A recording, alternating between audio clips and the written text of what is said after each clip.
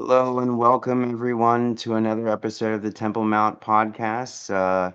I am Temple Sphinx or Drogoon, or as some have referred to me as Lama Jeff. Happy to be here tonight. We got a little bit of a late start due to causes and conditions, but everybody is fine, and that's what's most important. I'd like to open the podcast by introducing my fast friend Jaws, and we decided earlier in the day to go ahead and speak about. And we spoke about it at some length, actually. I'm sure we'll get around to all of the things that we said there, and then some about angels and adversaries amongst us. So that was the theme we kind of hit upon earlier, and Jaws and I had a lot of overlap as far as our personal experience with this topic, and I just kind of wanted to pick his brain at the start, and then we'll go ahead and open it to Q&A towards the end after he's, as I said earlier, gotten to speak his piece or said his spiel, as we say in Yiddish. So I'm wondering, Jaws, if you wanted to comment on, who in your life has shown up as more angelic in their nature, and who's shown up as a bit more adversarial, and what's your own experience of what you understand the souls or the consciousness of angels and demons manifesting potentially in human bodies in this life. In my own experience, I was immersed in some very precarious circumstances. I mentioned in the first podcast in Breaking Good with Lama Jeff, which was a few nights ago with Shogun hosting. Shogun is unavailable at the moment and taking care of some other things, and so I had an interest in hosting myself for the first time. So if there are any growing pangs, I apologize at the beginning. I don't think there's going to be anything too unwieldy in this. No need to psych myself out. I've already done that for the night, and we're all good as far as I'm concerned. But maybe Jaws, you could just share with us a little bit about what your personal experience is with this topic. Nice to be here. Um, for me, adversarial to me mean it can mean a lot of things, but to me personally, it means like one that is adversarial or that challenges things. I don't necessarily see it as like good or evil. It's just something to challenge you, to like rise above what circumstances, above everything. You know, I feel adversary has been used for a long time in many different cultures and religions for describing things that have come as obstacles to us, to challenge us to like become what we are supposed to be and through the present moment. um the other way of how I see it is that yes, it does talk about the adversary, which is what leads into angels and demons, and that, like, I feel personally like the adversary is technically within. Um, the adversary within is like that's part of us. That's part of within the human consciousness of every man, woman, and child. So, like, to me, when they talk about in the scriptures of like the Bible, for example, about the adversarial one, like to me, when I hear that, they're talking about the adversary that's within you. You know, like yeah, they're talking about the adversaries within everyone else, yes, but they're mainly saying within the individual.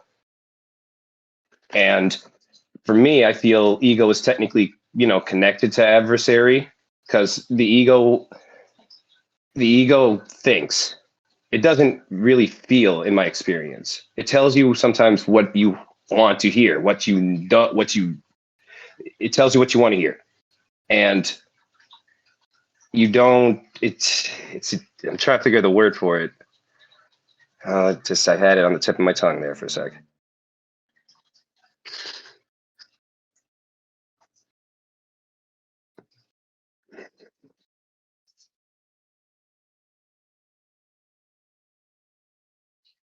I lost it. I am so sorry. No Uh, problem. I go through the same thing myself decently often, and I was just gonna say, take your time and you can find it again. If I'll interject while you're thinking Mhm. of what you were talking about, um, would you say that it's fair to say that this internal struggle in the Abrahamic faith in particular, in my own experience, having dated a Sunni Muslim girl who was half Algerian, half British, and from talking to, in particular, some Muslim friends who have studied under preeminent Muslim scholars, my understanding of this is that this is the true meaning of the word jihad, the internal struggle that the infidel could be within, right? And then you have an angel and demon on your shoulder telling you, oh, the stereotypical pop culture phenomena of, oh, don't listen to the demon on your shoulder, listen to the angel, or the angel may be too weak. So then in like Jay and Silent Bob Strike Back, the demon kind of whoops up on the angel on the shoulder and kind of kicks his ass a little bit, for It's lack a of a better balance. term. Yeah, isn't it though? Isn't it a balance in that the internal struggle is actually, like you were saying before, this is actually the only real spiritual war we have to wage. We can get into, whether angels and demons are more truly or less truly existent than human beings, in a day-to-day experience. But what if the infidel and the beast that we talk about in Revelations and the mark of the beast, what if that is none other than, or part and parcel with at very least, this internal struggle, like they say in the Native American tradition, which wolf do you feed? Which one do you choose? Do you choose Mhm. your lower nature, your more egoic self, or do you choose to preference your more angelic, your more shining, light-born nature? Wouldn't you say? Mhm. I totally agree with that, with what you were saying on that, because for me, it goes into why ego, I feel, was given to us as humans in the first place. It's a tool. It was initially for us as a species when we were more lower consciousness back then, because we weren't as advanced and stuff. It was to help us literally survive. We overcame tremendous odds as a species in itself. Like to get this far even and like not have annihilated ourselves is pretty amazing in itself. It's a miracle. Um, yeah, that's all I had to say. It just stopped. My thoughts sort of when they come, and if it doesn't continue, I stop. No problem. I'm happy to kind of have some leading or clarifying questions, whatever needs be to stimulate the conversation. Of course. So no worries there. Um, so maybe I could just talk briefly about my own personal experience with beings that seem to manifest as more adversarial or less, and more shining forth in their more good-natured intent. As my personal root guru, or Tsawé Lama in the Tibetan, Drinchen Tsawé Lama, most kind root guru, Gardner Rinpoche, the great blacksmith and the precious one. He says, and I kind of take this stance honestly, that I don't have actual enemies. I have only benefactors of loving kindness and benefactors of patience. Being meaning, if I can unpack it for a moment, you know, um, beings who give me loving kindness, and then it is easy to, mirror back to them that same loving kindness and give it back in kind, and maybe magnify it even.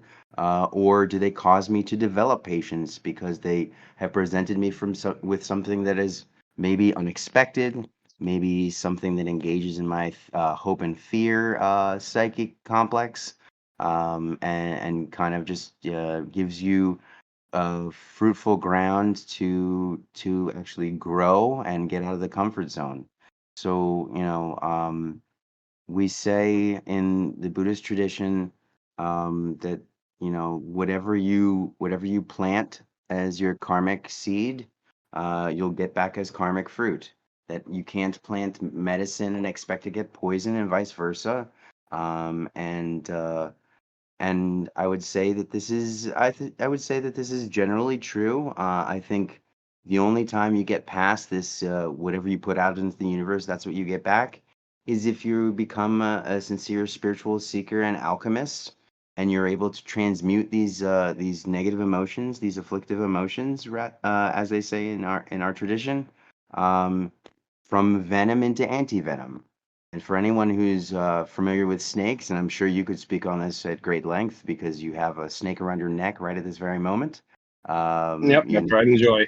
know, so isn't it the case that you need venom to turn into anti-venom? You can't use it You can't, in yes, other substance. You know, you have to take the thing in and of itself that we consider as poisonous or harmful, and then actually transmute it alchemically into something that is actually helpful and actually cures itself. So in that way, in the tantric system, right? We say that the actual afflictive or negative emotions are not themselves the problem. It's buying into the narrative and not seeing them as fruitful things for practice. And you know that egoic self and that ordinary mind that just buys into the narrative wholesale rather than question it and rather than separate out, for instance, anger or hatred. That energetic, single pointed, concentrated focus that you have when you get blind with rage. You focus in on that single person, you're very engaged, you know, there's a lot of energetic quality to it. So why can't we then in this internal struggle, why can't we then transmute this anger, take away the narrative that says this being is harmful to me. They're not a benefactor at all. They're only doing me harm. And you take the energetic single pointed concentration part of it and you say, okay, now I'm really zoned in. I'm laser sighted down on this one particular thing. Take that and meditate and be a spiritual being and use that in your prayer and meditation, for instance, in my case. And don't see it as harmful in and of itself because it's not inherently existent. You know, it's based on causes and conditions and the factors that your perception of it as harmful. Is it actually so? 100% agree with you on that one.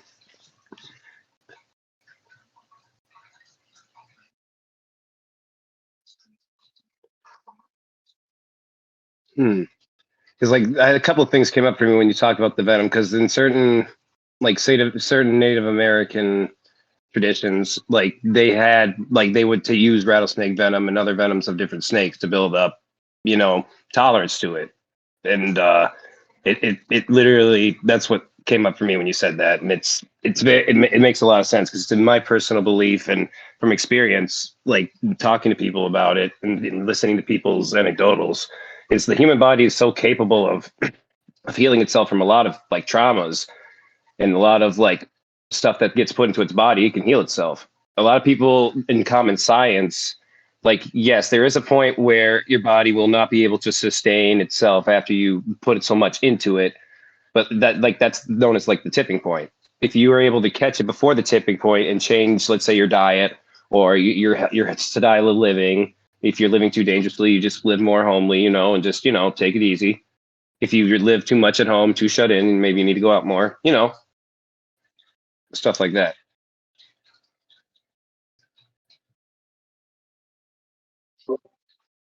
Okay. Yeah. Yeah. No, I'd be interested to hear because I've actually not delved into the Native American traditions and the Native Nations understanding of it as much. I do know from my anthropological and days in Florida State and just researching things on my own that the Native American nations, as far as we can tell, historically speaking, migrated from Central Asia into the North American continent via the Bering Land Bridge over the sea. Hmm. Um, I saw actually in my own investigations that these native nations like the Odawa and the Cherokee and peoples like this. I was actually fortunate enough to be invited to an authentic powwow by my ex-fiance. Her two daughters were in it as dancers, as children, with traditional garb. I know that costume is It's not the very correct beautiful. right. but the actual term escapes me. I think you may have mentioned it just now. Whatever it is, this it struck me that this was very much the same thing in a tantric initiation in the Tibetan system, as Buddhists, that we engage with the mandala, the celestial sphere, or the heavenly realm, the heavenly abodes, with the temple at the center and the four gates of the four directions, and they did a bunch of dancing, of course, ceremonial dancing, Hmm. and things like this. This is what we talk about, the sky dancers, the sky goers, or the, as George Lucas would have it phrased, the skywalkers. This is Hmm. actually a borrowing of the terms in Sanskrit and Tibetan, Dakini, and Daka and Khandra and Kandrama. So the idea of these more angelic, shining beings, right? That manifest in a human experience, whether they're right in front of us as more liminal bodies, and more rainbow or angelic and shining, like in the Sanskrit, complete enjoyment, bodies, heavenly bodies, kind of like holograms projected forth, rainbow in color, across the spectrum. Um, so I kind of wonder, maybe you can comment on this as well. I know I can speak of it, and we spoke about it earlier, for at length, actually, in the server, in another VC, about the consciousnesses of these higher powers, or these more realized, less egoic beings, manifesting in human bodies, Oh. for instance. Hmm. Yeah, I talked about my experience too. That there was one, only a few times in my life where I've seen, other people like me, and like where I felt there was something that was just like not human about them. It's that sixth sense. It's like that. It's like when like all the animals go quiet in the forest. It's like that type of sense. It raises something primal. It raised something primal in me, like a fear of like avoid at all costs. And I don't even know, like logically, it was just a human. Like he was just, yeah, he was wearing. It was a hot day by the river, and me and my dad were fishing, and there's all these like, because where I'm from is Minnesota, so we fish on the mighty Mississippi by Lock Hill Dam #4, and they have the Minnehaha Creek that runs into the main river, and then like just like down the way more, it's a dam. It's the dam that raises up and lowers the Mississippi, so for the traffic and for boats. So we're fishing, people are fishing, and like it's like right during the summer, so right when the sun's setting, and these four teenagers walk past, they're maybe I don't know their age, they're just teenagers. They walked past us, and like someone was following them. He was like 6 foot, a little bit taller than my dad, and he was wearing like jeans and a hoodie in the summer, and he had a like black backpack on, and his clothes were torn, and he had his hood up, just looking around, looking at the people, and then he like locked onto the four people, the four teenagers, and was basically like he was trying not to make it obvious that he was following them. And I'm like, I kicked my dad's knee, and I watched as he walked behind us, and I was like, Dad, like something's up, because by then the river separated by a little like bit of water, and then it's there's a sewer pipe, that a big one that you can walk around to get past the water. So they took the long way around. Well, this dude climbed up. It's like a 10, 11 foot tall concrete wall. He jumped, grabbed the top, lifted up all the way up, like not even his knees or his foot touched it, and clear over like in a single go. And it was really like he didn't look like he was in that good of shape. It was just like how my dad has seen crazy stuff too, and he was like, that man was not human. And I'm like, Dad, we can't just let this guy go, and just those teens they don't know what they're getting into. And this is forest too. Along the Mississippi, it's all forest. So it's like if something happened back there, people would not know. And was literally about to go follow him, because I'm like, I'm not gonna let this happen. They don't even see it coming. And my dad just like grabbed me and just stopped me. He's like, my son, no. And I was like, Dad, we could take him. We even have this knife right here that we use for cutting stuff. We could do this. Like he's not. We can't let this happen. He's gonna hurt him. And I'm like, he's like, my son, if If you think that I would be able to even take him, we would not both be able to take him. And if something were to happen to you, I would never been able to forgive myself. And as much as I hated it, we had to let it go, and just we don't know what happened afterward. And ever since that day, like it brings up feelings for me because it's like just bearing witness to stuff like that. That this ain't a human, you know it, and like there's nothing you can do. Like and it's frustrating. It makes me a little bit teary eyed looking back at it because this was literally like two years ago, pretty recent still. So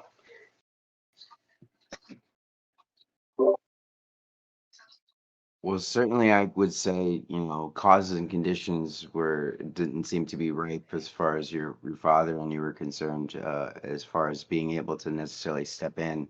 It wouldn't have served potentially anything to have two more potential victims in that situation, yeah, and we don't know. we Maybe it don't was a know. stealth mission as far as that person was concerned, and it's a scouting mission. Who knows, right? At the end of the Who day, knows? we're not sure. But I would say that, the more you delve into this spiritual path, as I've seen it, the more, I wouldn't necessarily say power, maybe the more energy you have, and the more spiritual techniques or tools in your toolkit, as it were, for you to be able to deal with these types of entities who may manifest as harmful in the moment. Um, uh, in my own experience, having put myself in a precarious situation, as I hinted at in some of the previous podcasts, I immersed myself in drug culture, out of not only putting my faith in the wrong person and then leading all these other beings into my spot, but also wanting to test my level of realization and put my money where my mouth is, so to speak. I wound up in Dayton, Ohio, on the east side near Xenia Avenue. There's an apartment complex that's well known on that side of town, for basically being a hotspot for drugs. And for over a decade, I want to say they've known this. Can't for the life of me figure out why the police on that side of town haven't just swept in and made sure that everybody's safe and okay, especially considering that apartment complex that I lived in says, at least, and has cameras posted everywhere, and it says 24-hour surveillance. Um, so that being the case, I should have kind of known at the start of it, when I pulled up to look at the apartment myself, when there was a police cruiser, an SUV that was already there when I got there. That should have been a red flag, obviously. But Mm-hmm. I was so willing to get out of homelessness in the homeless shelter with 250 men and four bathrooms. It didn't matter to me, apparently, at some level. And then when I got there, and I trusted the wrong lady, and she weaponized my trauma against me, and led all these other potentially harmful beings into my spot, and then they took over, and I was literally trapped in the trap house because it was my own place. At one point, they wouldn't even give me $5 from their earnings at the table to go do open mic night and get out of the spot and let them do their own thing without me. Um, but I was surrounded by at one night in particular, I remember a drug dealer decided to have his birthday party there, and went out to get alcohol, some vodka and some other types of alcohol, while they served drugs at his enforcer, or I guess his lieutenant or something, Mm-hmm. was selling for him at the table. Um, but that night, I have to say there were probably five or six dealers, all somehow cooperating with each other. I They don't know probably how. run their own. I'm sorry, I didn't mean to interrupt. Oh, go ahead. Because like I might because of my family history. It's my relatives. My dad growing up ran the streets basically. Like he acted as a lookout when people like he kept me from doing the stuff he did, and that's the one thing I'm glad about is that as African American, it's very hard to like. I feel where I'm from in North Minneapolis, and so it's some parts of St. Paul too. Like they have the exact like place that you described, 24 hour surveillance, and there's still crazy stuff going on. Yeah, I have that in my area too, and it's really sad. Like because like a lot of these people in these circumstances, you went through a lot just by describing, and I know about that culture. It's like usually when you're in that culture, the only way to get out through the type of stuff is you end up dead or you move far the hell away. And I'm glad that you got yourself out of that situation and you're here to talk about it with us because like that gave you the experience and like the actual feeling to know what it's like to be literally in the trap house, to be trapped in a trap house. Like, yes, that's a horrible, horrible thing that's happened to you. But I feel the not necessarily the good thing, but the absolute positive thing you can take out of this is you can now help people that are in that type of situation. And that's what I feel is very key. It's a very thing that I feel you deserve to be proud of is because you have the experience to help people that are younger and they're struggling. And if they come up to you and be like, I literally had a guy that I've known for 2-3 years as a coworker come up to me and he said, I was feeling suicidal last week. And I talked to the GM about it because we work at Menards. So it's retail. So that's why I'm sort of detached from my job. Like it's still a job. I still care about the people there, but I'm not going to do more than extra. Anywho, he talked about a situation with his, significant other and like his child, and he hasn't been as involved in the past few years, but the last year or two, he's been very involved, and even to the point where the mother of the woman that had his child, like, supports him fully because she ended up leaving him, and then they're Hispanic, so they have a very when it comes to family culture, they take that very seriously, and like she started to treat him more like a son. And I told him like the positive thing is you technically gained almost another mother. And he's like, what do you mean? He said she recognizes that you, even though you weren't there initially for his life and you're paying child support payment, you came back and picked up the mantle. You didn't run. A lot of people, because I explained to him I'm black, that some black men, because of the trauma and the repeated history, like they haven't really had a chance to have a father in their lives. I'm lucky. I was one of the lucky few that, yes, my dad's an addict and he's been an addict for like 20, 30 years. And and I told you that earlier, that he was in treatment. And this was right when my mom had me. It was a snowstorm. The snowstorms get real bad up here. And the people at the treatment center, and it's true, this happened to other people too. They told my father, he literally talked to him like, I'm not court ordered to be here. My woman that had my child, my only son, is out there and her car stalled and no one can help her. Can you please let me go help her and let me come back? And they said, no, you cannot leave and you cannot come back if you leave. And he said, well, F you guys, I'm going. I love my family too much. And to me, like ever since then, he has done mistakes. Yes, he has like he hasn't been there all the time when I needed him, but I'm glad there was at least a man he was in my life because I can't imagine going through not having a father at all, man. And that's why my heart goes out to people like that.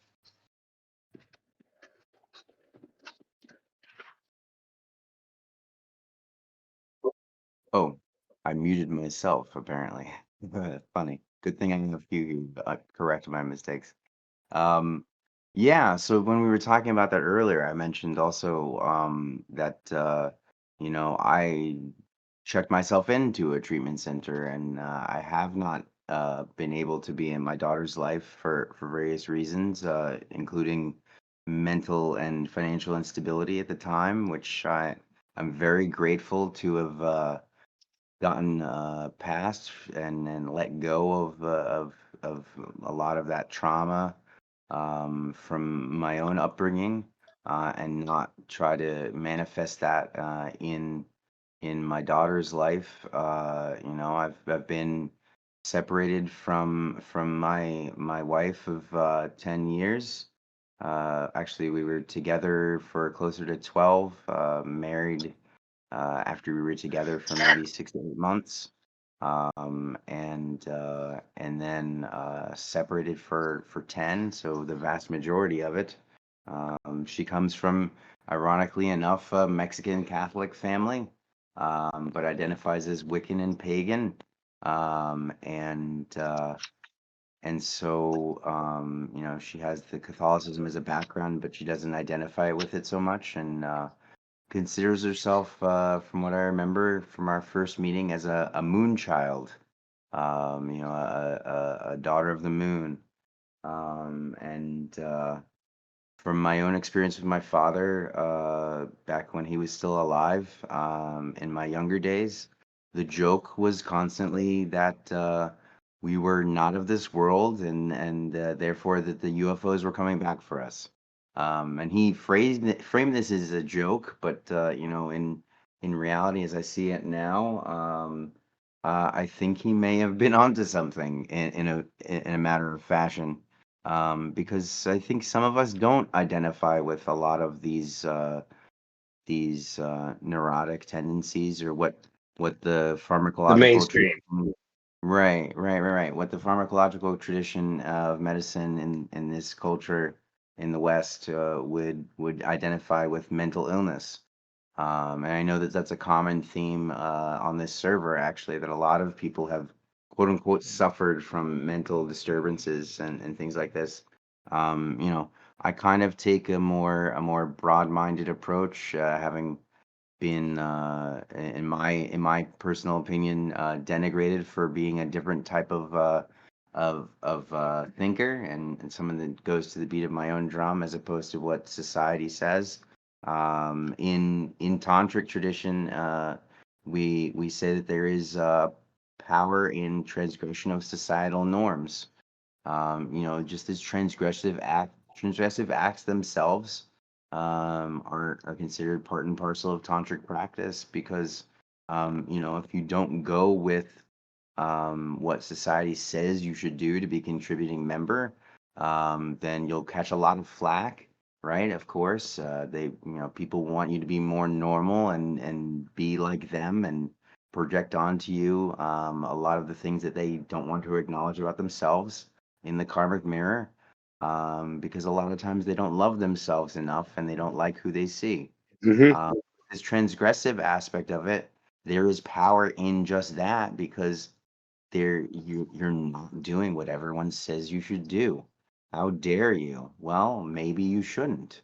Maybe we should be more angelic and more different than the lower states of consciousness, and shouldn't buy into these narratives that that certain aspects of society believe that we should fall in line with. Um, Hmm. what would what would you say, as far as we've talked about the the more quote unquote demonic influences, if you want to frame it that way, as a perspective. I'm sure that many people do, and I've certainly had my encounters, as we were talking about.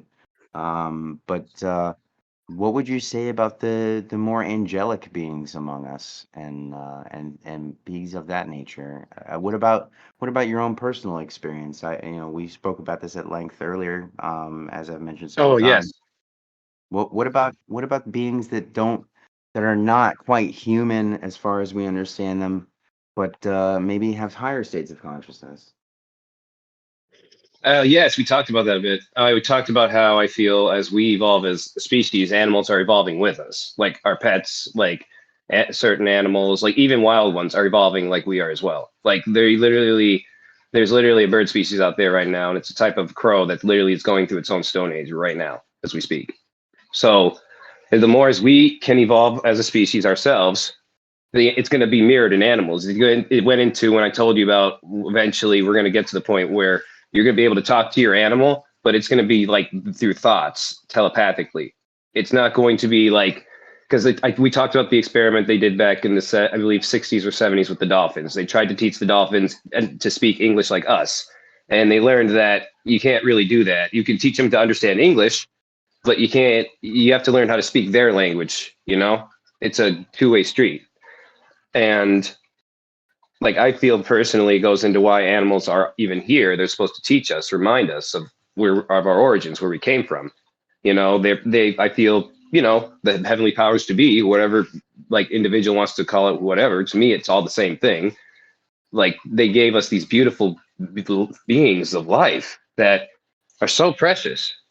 And like some of them, some of these animals exhibit like more maternal instincts than, I hate to say it, some humans.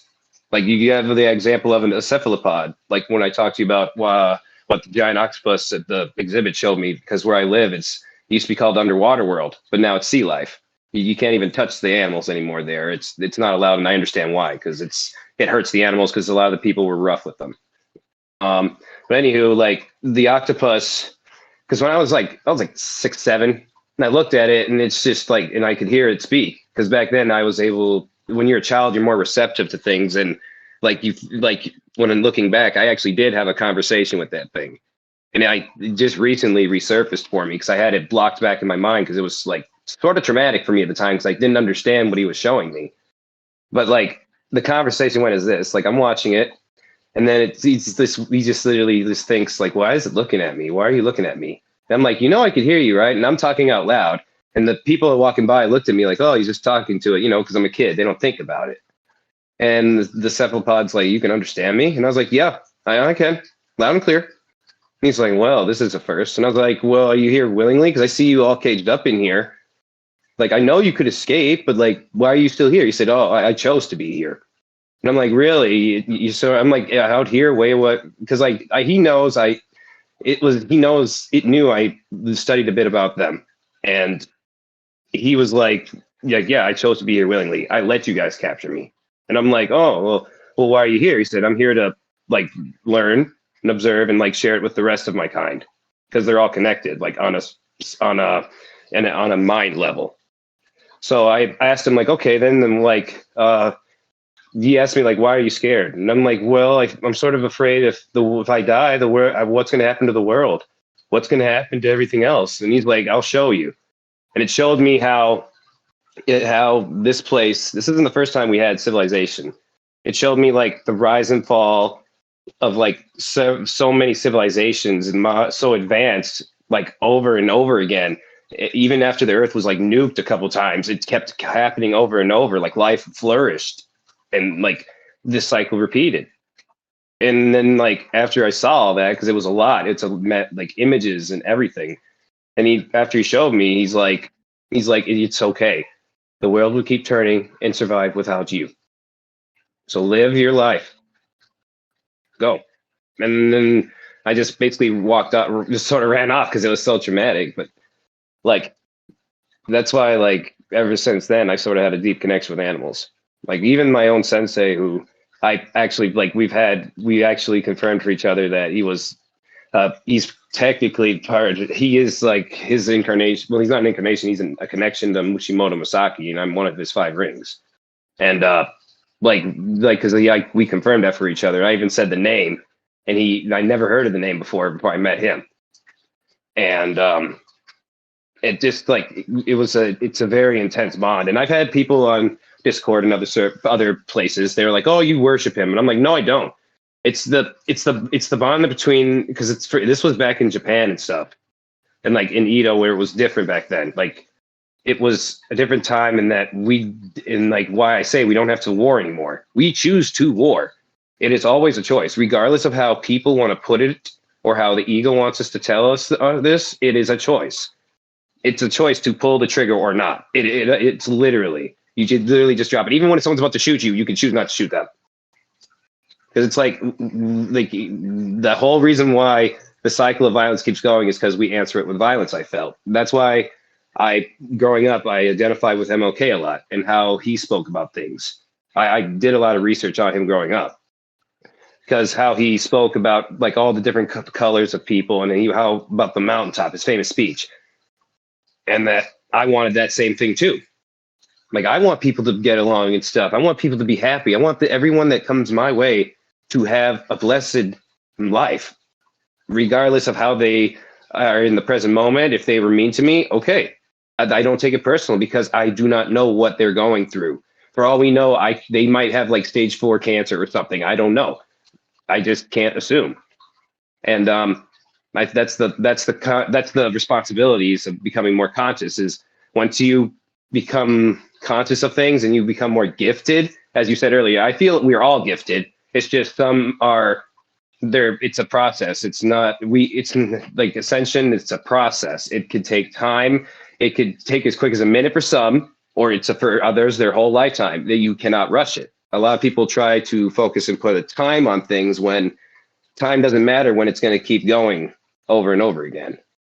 I understand people are afraid of like death, and they're afraid, and that leads to the stress. And like you said, stress comes from within, and it mirrors outward. So like, let's say I have an issue with breathing, like my asthma, that's internal stress and from trauma that I still have to resolve. And I feel once, if I internally resolve it, it will go away.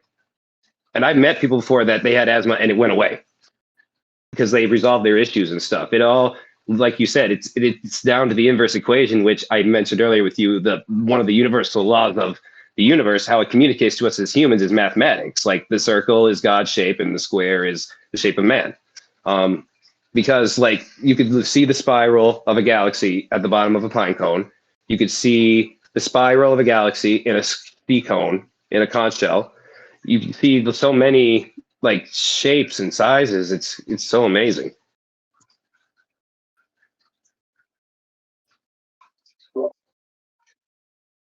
So yeah, no, I think that's a lot of the problem, as you touched upon, that we see ourselves, and even in the Buddhist tradition, we see that there's some sort of separation between the animal realm, or the animal types of birth, and human birth. Uh, for the way it's phrased in my particular tradition in Tibetan Buddhism, but I think this is actually pan-Buddhist, honestly, that the human type of birth is seen as particularly precious, because we have this Goldilocks effect going on, right? We have just enough happiness and just enough suffering that we decide that we want to exempt ourselves from this cycle of suffering entirely, and not buy into it wholesale. And therefore, this is what leads us to seeking for spiritual liberation and enlightenment and awakening. I think this is not necessarily entirely mistaken, but I think maybe there's an artificial separation going on there, in our tradition in particular. And I don't know about anyone else in this server, but I can only speak from my own experience, that I have vehemently refused to be an apologist for my own traditions. If there is something wrong, it needs to be dealt with, and not excused away. Mhm. This has been a large problem for a lot of faith traditions in the world. This A bunch of sexual scandals rocked the Buddhist world in the last decade or so. There were New York Times Mhm. articles about gurus manipulating their students sexually into saying behind closed doors, "You have to sleep with me in order to get higher realization. I will deliver it to you from on high." As your guru. And of course, all kinds of abuses of power happen in that kind of situation. Um, there were accusations at one point, and I touched upon this in an earlier podcast, where a lama whose book was the first book that I read in the Tibetan faith, um, was supposedly giving people non-disclosure agreements before they would step into his bedroom. Oh. I don't know if this was actually the case or not. There's been some anecdotal evidence to the contrary that I've seen, but at the end of the day, I don't know what happened behind closed doors. But We cannot this gets assume. Yes, you can't assume. right. So this gets to the It's okay to say spiritual. even I don't know. A lot of people are afraid to admit I don't know because, like, I understand people will say, "Oh, you if you don't know, then you should not like look into it." Like, it's okay because we don't know everything. It's okay to say I'm not perfect. I try to say that to everyone, even like people I meet that are elderly and stuff. I tell them it's okay. It's okay. You're not perfect. It's fine. You're fine as you are. And like, because if you tell that to yourself, you're being gentle with yourself. And I feel like we as a species are, and as individuals are very hard on ourselves because we are our harshest critic. No one can take away like what makes you you except yourself. They may take your life, but they'll never take your freedom. Right. It's, So yeah, so I guess what I'm getting is, it's always like you said before, it's always a choice. This type of war and this type of struggle, of the lower nature with the more realized angelic nature, speaks to something that I think, in the human condition in particular, that has come about in our spiritual evolution, right? From human to higher states of consciousness. We started off as far as evolution is concerned as apes, as hominids, Mhm. and with this type of monkey mind, we go from instead of now going from branch to branch, tree to tree in our daily lives, hanging down and having the reason our arms are as long as they are and these types of things, um, to in my understanding of from more maybe a more tantric or twilight reading of the Abrahamic scripture, what was manna from heaven other than fruit falling from the trees? Um, so did we decide to eat of it and then stay and remain in the garden with what we conceive of as God? Or did we decide to, what? We'll kick ourselves out and go out into the world and make hives and clusters. But did we actually really get away from this monkey mind that we had in the first place? Do we not go from thought to thought like branch to branch? Believing that that is the only narrative that we can have. Whereas, as we were discussing earlier, and I feel like I'm beating a dead horse when it comes to saying that phrase so many times in this podcast, but we're really in this server. It's very amazing, right? Because we have so many earnest seekers who are wanting to evolve in their practice and their realization. In this Temple Mountain server on Discord, you know, the whole thought experiment here, for lack of a better phraseology, is why do we have to have a physical location somewhere out in the world that only a few people can go to, or a certain culture can have access to? Mhm. Why not have the Temple Mount and the new temple, the third temple of Jerusalem, and God's house? Why not have that digitally across the globe, accessible to everyone at the same time? Why not have the throne of the temple Mhm. or Christ's throne in your heart? So so yeah, what would you say, on a related note, what would you say about human beings, or at least apparently human beings, circling back to, as we started in this conversation and the podcast?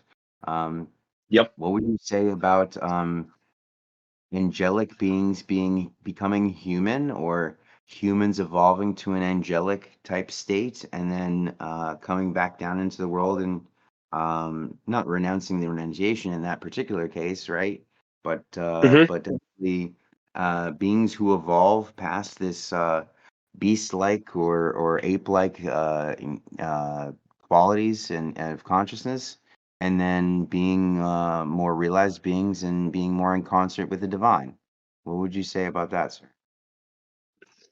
So to me, with my experience with divine and with beings that are benevolent in nature, um, like because I told you my near-death experience where I almost drowned. I fell off of the side and I had like 10, 15 pounds of stuff in my back of fishing gear. And my foot got stuck in, because it was the rocky shore with big boulders. And this is like right under a bridge too, which made it worse because no one would have seen me if I was struggling. So my family parked around top too, and they didn't know I fell. Uh, I fell basically backward because of all the heavy weight. And then my foot, like, trying to get stanced up, it fell back and then my front foot fell and got stuck between a boulder in the water, and my back foot slid off of a drop off, and I was up to my all within like a second. I was up to my neck, and I felt like two arms go underneath my armpits and just literally ripped me out of the little thing that my foot was stuck in and threw me onto the shore like 10 feet. And I didn't even see it. I just like was like, because it was all in a flash. And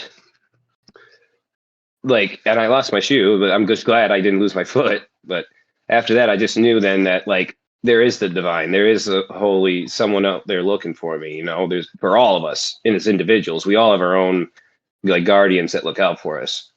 Um, I feel that like we as a collective species called these beings, whatever angels, whatever benevolent they may be, they were looking out for us. They tell us things sometimes that we really don't want to hear. They like better, bro. Like sometimes I feel they communicate to the average human. It may appear like a thought, like you shouldn't be doing that after they've done something that they feel they shouldn't have done.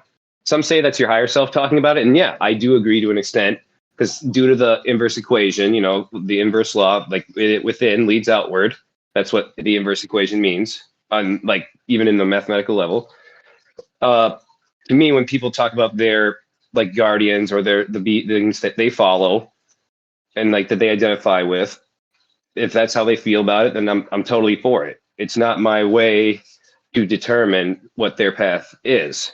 They have their paths and I have mine. And I feel my path is like, to heal my trauma from so many past lives I've lived while I'm here in this one. And if someone comes to me, if the divine sense, like I feel like the divine sent a lot of people like you, Gray, and many others to me, and like I aid. That's how it goes. And I try to explain to people like, why do you have like all these gifts, but like like they think it's all like suns and roses when it has its responsibilities. Because like even in like famous like superhero movies, like oh Uncle Ben said, great power comes great responsibility. Yeah, that's literally what it means. Like when you're gifted more knowledge and stuff, you have to be conscious of it. You can't just be like toting around telling people things because some people will just they're not ready to understand because we still live in a fear state of in society right now. We live in a fear state. That's why so many people were like that were deemed the witches back then were killed. And like so even the Crusades, like it's just until we can get over the fear state as a species and of each other, we won't be able to do that with extraterrestrials or other beings that are, and even interdimensional, like the angelic ones.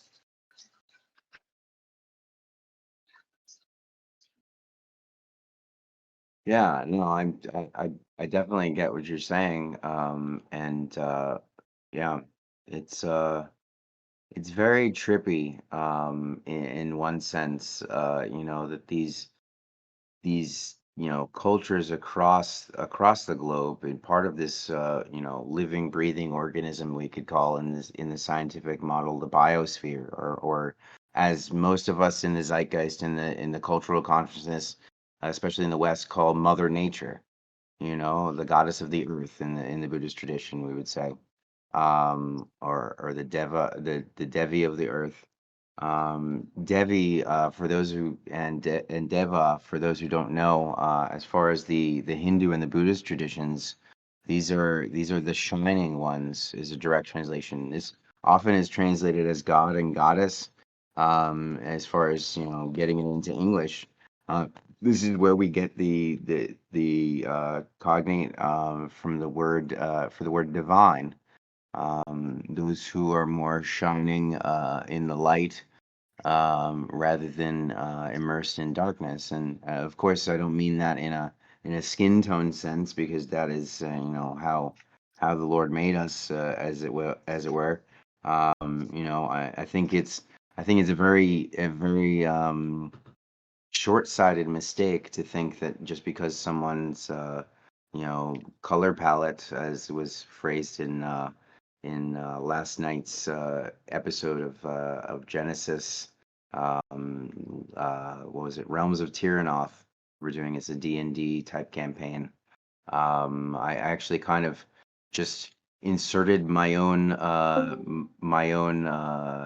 character as my character into that world, and went with a more dark complected uh, dragon hybrid or draconian dragonborn type character, humanoid, but Hmm. also more menacing looking on the outside, but that this external packaging is not able to be seen in and of itself as an indicator of someone's uh, inner light nature or inner darkness. As far as what do they preference, how do they act? Are they more chaotic evil or more lawful good, and all the different permutations in between, right? And in fact, it had been, I don't know if anyone knew this in that campaign mission last night, but my intention was to um, come to the party with my arms spread wide, and my sword outward, facing down, showing that I do not hide anything about what I am and who I am, and what weaponry I have. If I approach you, with my sword out, but facing downward, I'm just being openly honest with you that yes, I am who I am, but at the same time, I'm not going to, secretly brandish a weapon from the side, Hmm. show you what I'm working with, and you determine whether you want to attack me or not. I think a lot of the misunderstandings that come about throughout history and throughout engaging with human nature and the human condition, that if we were more open and honest with each other, even if it looks outwardly like it could be threatening, if we were just you know just out there with what we have and what we're working with and just talk to each other, that a lot of these problems of conflict would be solved without much difficulty, because you can't judge a book by its cover, as they say, right? Hmm. You I had a should very thing never. happen to me when I was when you were trying to do this podcast, and it really connects to what you were saying. My aunt is, my dad's side. That's where my black side comes in. I went to do some trades with her on this game we play, and she talked about how she takes care of a lot of the kids over on their side because her sons, a couple of her sons had prison time, and they couldn't be involved in their child's lives. So she took it upon herself to like watch like 3, 4 kids, and she's like their grandma and stuff. She's already like 68. She had her first kid when she was like 14. So like she hasn't been like the perfect parent, but she's very committed to like taking care of the children, and that's all that matters. And so she took the kids to Bed Bath and Beyond with them, the three of them, and they were like trying to find her order and stuff, and they had one of the other coworkers watch the kids for them. And this elderly person comes over, and they're like, "Oh, look at those kids! They're acting like animals, those little animals." And the security guy, or like my aunt, she knew what to say. She's like, can I get security here, please?" And so the security man, a black security guard comes over, and she explains like what the thing is, and like she's like, can you do this for me? Can we have her go in a room with those 3 kids and see what it's like? And they're like, "Oh no, we can't. Of course, ma'am, no. But you can talk to her if you want. I can watch the kids for you." So she goes and gives her 2 cents to the person. She's really respectable. She's like, How would you like it if someone came in and you don't even know what these kids are going through or their lives, and you just to call them animals based on how they look?" And like it connects deeply to what you're saying, because like people like that are still even out there like to this day, like they're those that they're still out there. And I feel it connects in until we can get over our differences and not like judge people like when we first meet them. Just like you said, don't judge a book by its cover. We I feel a lot of the extraterrestrials that may have visited us in the past, all these beings of old, they won't come back until we like deal with ourselves internally. Yes, they help us. They can only help us to a certain extent because we have to do the work ourselves on our end. They can only like guide us to so much because it's free will. We have to choose the mantle. It can't be forced upon us. We have to choose. Like I choose to come back every lifetime and I can only mainly say it for myself because I love humans. I hands down throughout my time like incarnating here upon this earth through so many timelines and like as far back as ancient Sumeria, like humans are not perfect, but I like choosed them as my allies. Even when I was off world and when Earth in some circles, we were spacefaring. We had an empire and everything. And we had other species that helped us get to that point. And we had to go back to Earth to redo Genesis over and over again because we were upsetting the balance of the galaxy as a whole. Because we would destroy whole planets they didn't listen to us, we just would end it right then and there. We weren't all that perfect. And that's why like I feel that's why some have told me my soul is bound to the soul system, Earth, because I'm with the humans. Yeah. I led humans into battle against like adversaries that were, like you said, like adversarial. They were enslavers. They were false ones, like you said. And at the same time, like me leading those beings into battle, some of them I had told that they're not coming home. Or some of them I told that they weren't coming home. And they didn't, that I knew they weren't. But I was telling them that they were going to make it when I knew they wouldn't. And that's why I was saying I have a lot of trauma from so many past lives. I have to sort this life now. It's like PTSD flashbacks, like literally like how the military have it. And that's why I tell people like they talk about the wars now that we have amongst ourselves. Just be glad you don't have to deal with some of the other shit we've had to deal in the galaxy. I'd rather deal with our own internal struggles than other things like that are not of this world.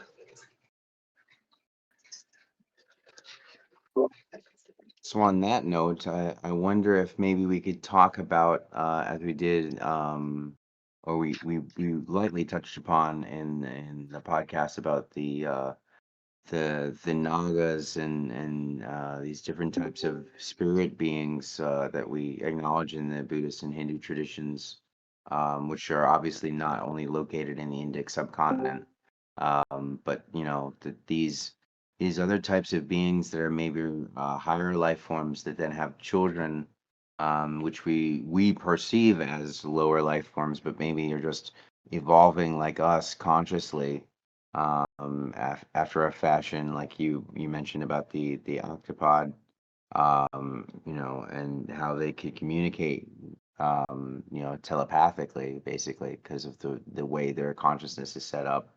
Um, could you maybe speak about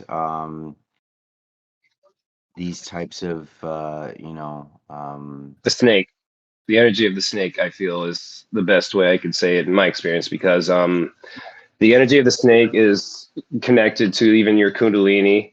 It's connected to like so many things, and that believe it or not, my ancestry connects to the cult of the python, in Benign in North Africa, Northwest Africa, on the Horn of it.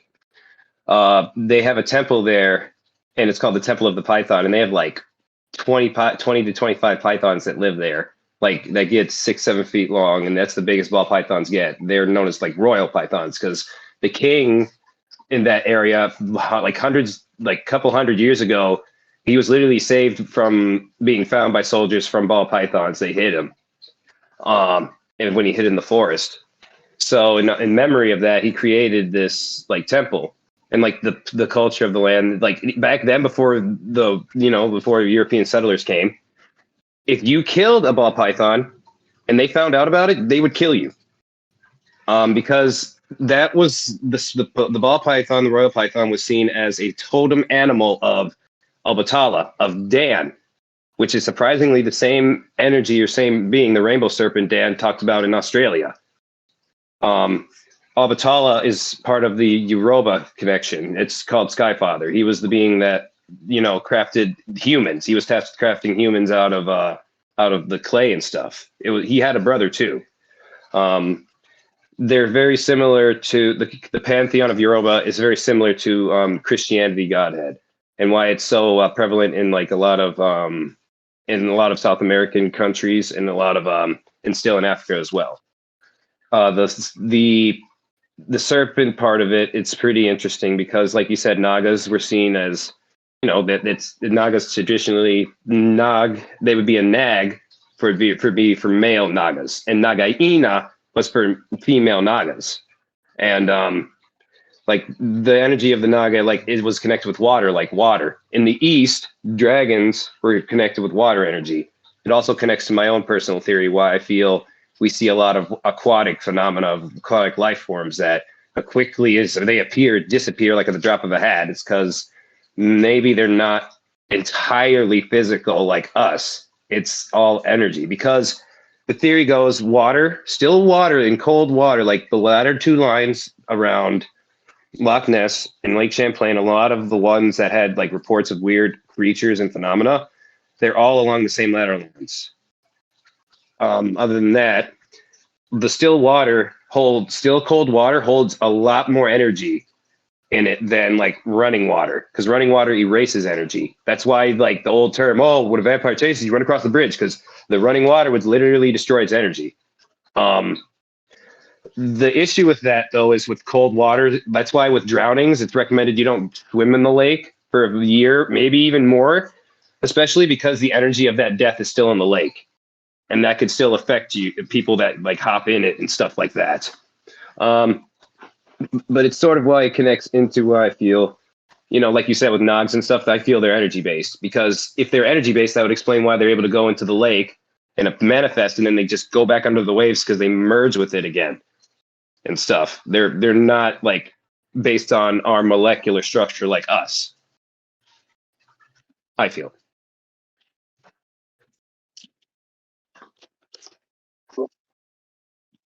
Yeah. The other night we were talking about this kind of adjudication process that Shogun was mentioning about like he'd been called like a character witness to testify on behalf of humanity about why we should maintain dominion over the earth as it was given Yep. to us according to the Hebrew and Christian Bible.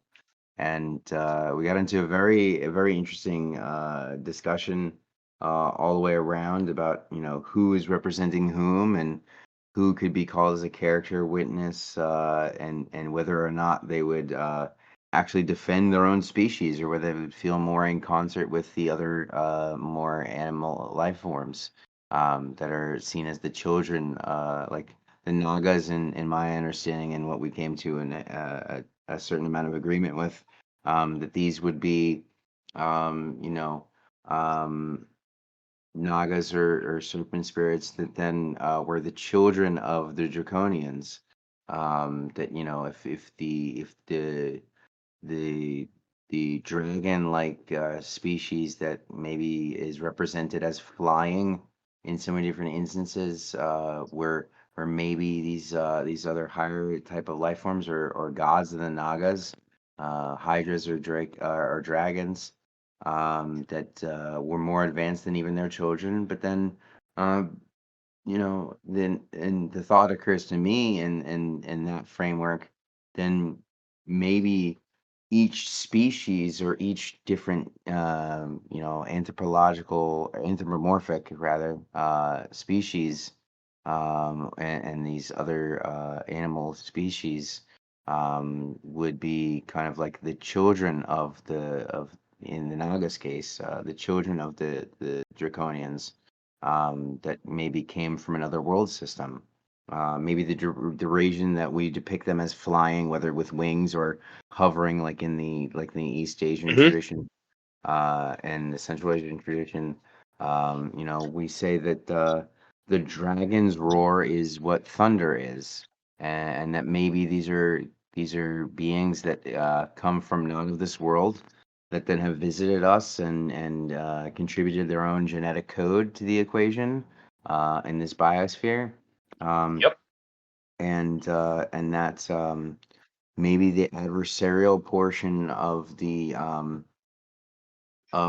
story of the Garden of Eden would, to my mind at least, making sense of my own contact with Judaism, having reinvestigated it through the lens of Buddhism in my practice, that then the snake or the serpent that is the tempter in that framework is had legs, as we were discussing, Yep. and so was made to crawl because of that encounter, and therefore was not allowed to have legs anymore.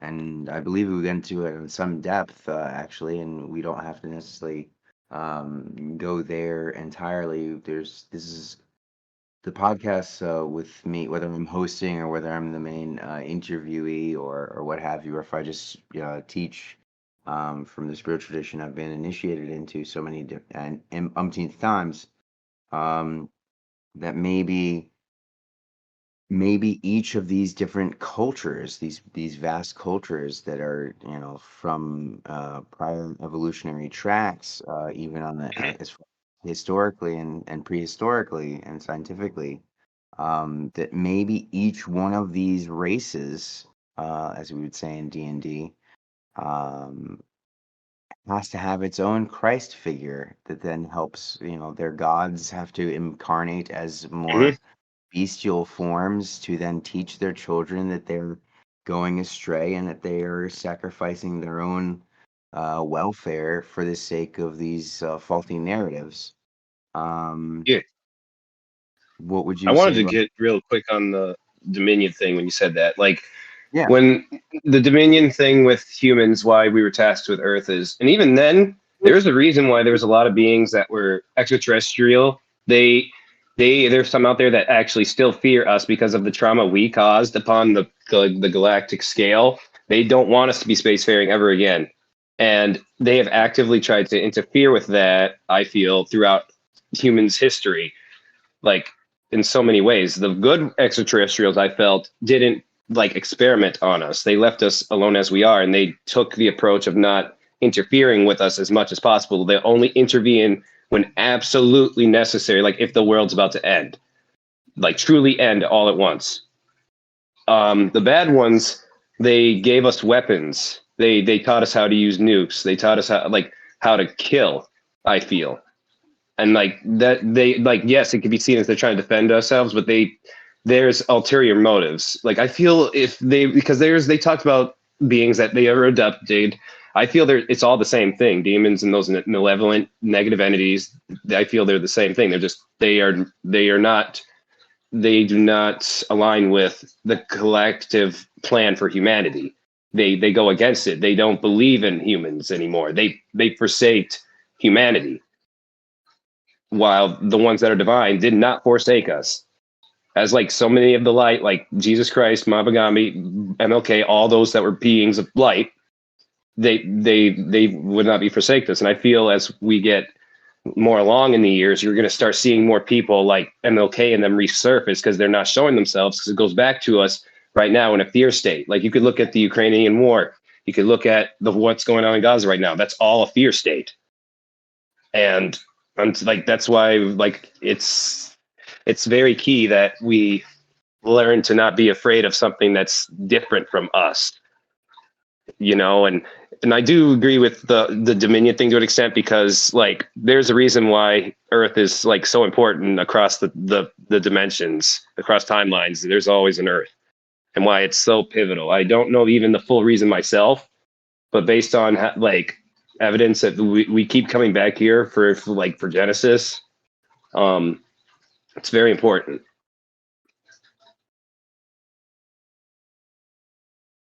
And I didn't mean to stop. The humans, like based on my memory, because like I said, I'm like my origin story is I'm Lyran. I'm Lyran that was raised by Draconians. I've incarnated as many other species before, and like it gave me the knowledge to understand like what it's like to be them. It helped me to help them, like to help the collective species of the galaxy as a whole.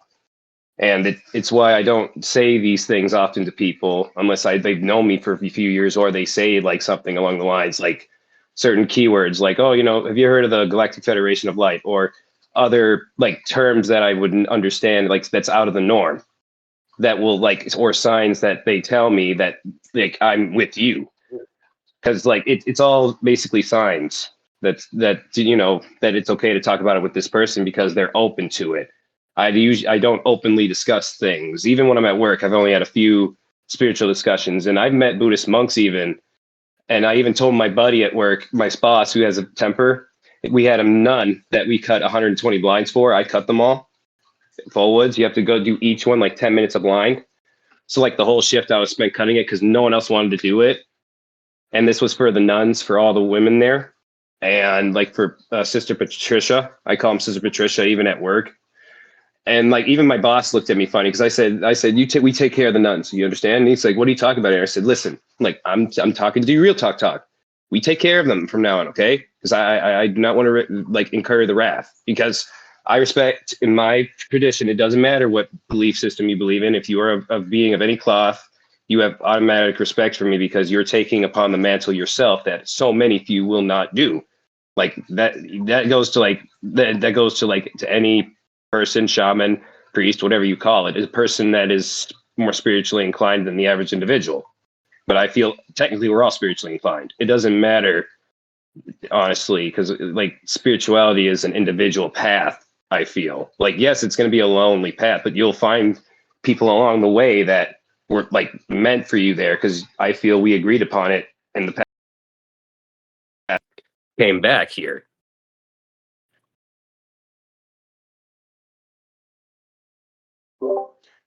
And so I think maybe this would be a good time if you feel like it's appropriate, and you've touched on a lot of deep topics, and obviously we need to have further discussion about this at length to really go at more depth, and I'm sure that anyone here and anyone listening on the podcast as it's recorded and uploaded to YouTube and to BitChute and Temple Mount Podcasts Roundtable and these different platforms. That would like to join us at a future time. On the Discord directly as we're recording it here in Temple Mount server. I wonder if this would be an appropriate time to open up for question and answers, in in in your estimation. Okay. And not to monopolize the conversation, which I certainly have a lot more that could be said from my own experience. But I'm wondering, since you touched about so many things that I want to know more about, and I'm sure that everyone tuning in would like to know more about. Um, from my particular perspective, I've studied the Greco-Roman mythology in my scholarly days at university and at college. Um, I wonder if maybe you could speak to um, the Pleiadians in specific, as far as I remember, and I could be very wrong on this. I haven't looked back into the Greco-Roman mythology in recent years, but I believe the Pleiades were the seven sisters that were the Muses in Greek mythology. Do you know anything about the Pleiadian species and who that would map out to in what we've talked about so far about these higher life forms that have visited us? My knowledge about a lot of the world and the star beings that came, like in my area, it would have been the Sumerians. That was the Lyrans, like the ones that were more feline in nature, as they were described. They were more that's their area, like of Turkey and around Turkey and around Iraq. Uh, basically the Fertile Crescent. When you go up toward the Indus Valley, that's like the Aryan, the blue skinned people that came up from over there. That's their own. Like I feel when the star families come back, it's going to be geographically located. Like the star people, like they talked about with certain Native Americans and stuff, they're going to land back here in North America for them. I feel like I feel if they were going to come back, it's going to be like that. Like in Egypt, they cleared the road of the gods, which is a 1.5 mile long stretch. Like they took the buildings down, everything freshly done it, everything. Now, why would you fix the road of the gods up after so many years, millennia? Why now? Because I feel the beings that were connected to the Egyptian, the whatever because I don't know all the names, But I do know is that those of like each of those areas, they would come back first to those specific area, the roots. That's what I felt like on a soul level, and what I've asked other people that were channelers and stuff like that, that personal friends of mine even that I've known for years, like they were very absent about, it's going to be location based geography. That like, oh, like, because I had one of my friends who's a very draconian. He was a pure draconian through and through, and he still is. And he failed, and he had arguments with, with others, when he meditated with the other star families, because like he wanted the draconians to actually take, to have rights over the earth, like to actually, run things and stuff, be more the majority involved. And Nana was saying like, no, each star species has their own origins. That's their rights to claim back on Gaia. And we lost that right because we manipulated the humans and we enslaved you all when we were not supposed to. And as atonement, we left. And that's why until we as ourselves can heal the trauma from what's happened for so many years within ourselves, like it goes back to the struggle within, they can't come back. And like you're seeing like remnants of it. Yes, it's working. You're seeing more people come open and be open up in front of us and stuff. And you're seeing more miracles happening every day. But like people want it to be immediate. They want them to come back now. And it's like the reason, like it says, a fear state now, if we came back, they would get fired upon. Literally, that's protocol for even in the U.S. military, which is another, probably China too, and India and all the other ones. Their military would instantly probably fire on it because they do not want it in their airspace, or they do not understand. And I understand that. And if I was in a fear state, I would want to immediately shoot it the hell down too, because I don't know what the hell that is. Like it might be trying to kill us. That's that fear state I was saying. And until you can see that if it fires upon us, and if it's not firing upon us immediately, then it ain't gonna fucking kill us. If it ain't trying to immediately harm us, then maybe we should take a step back and observe. And because, like it says, we cannot assume, because like if it's our only if it's probably our only one shot of first contact, you just can't assume anything. You gotta wait till like one of us gets hurt or like something feels amiss. I know it's afraid, and you just, it's something that we don't understand. Like for me, like I said, I had pictures of like headstones that like literally were there on the full moon of last year, of like the last week of December, and they all just like 3-4 heads, like 5-6 headstones disappeared. And I had a picture of one from that night, and I took like 30 pictures of the other sites. Because I asked the spirits if I may take a picture of this one, because someone told me to, and they said you may. Because I was trying to tell the child there that I was with, who's a coworker, he's 16, and I'm 25. I was going on a smoke break, and he's like, "Can I come with you?" I was like, "All right, fine, you can." I'm just walking to the park. I'm just walking past the graveyard to pay my respects. And because it's a Catholic church, and I go over there and I pay my respects there a lot because it's public. And he walked on them, and I said, "Do not walk on the graves. The spirits are telling me to tell you, do not walk on the graves of my child." And he said, "Oh, there's nothing to be afraid of." And he grabs my arm and drags me. And I'm like, within, I'm saying, "Spirits, please forgive me, but I cannot let this child get hurt." And I would step around the graves when he would step through them. And like what ended up happening is the bells started to ring 6 times when it hit 6 o'clock, because it was late, it was night, like the early moon and stuff.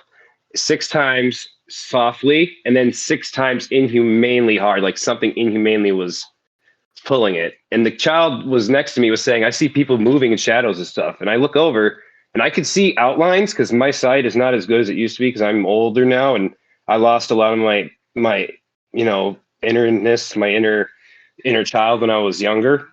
And that's what I'm working on, is getting back to that inner child state again.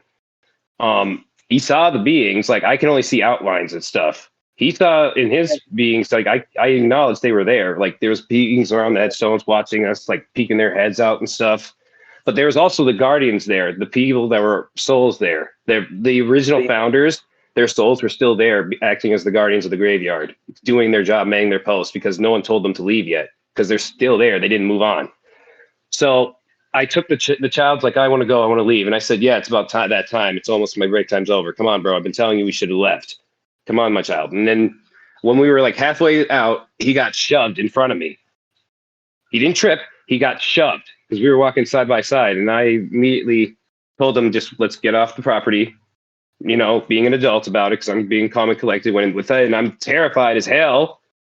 and I had to go off faith, and I got him, because it's really right across the street. So once we left the property, they wouldn't leave the property line, and like basically I said I have to go back, and he's like, no, no, you'll get hurt, please. I'm afraid it'll happen. I said, my child, I will be fine. I will go to speak with them. And he's like, okay, like I'd be okay. And I said, no, I will be perfectly fine. So I went back there because this was basically like this is right when I was off from work, actually.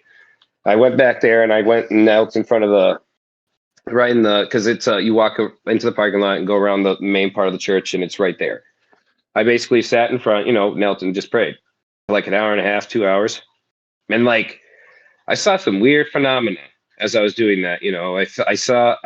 I didn't walk on the graves at all. I just stayed at the front because I've never walked on the grave since, and I never plan to.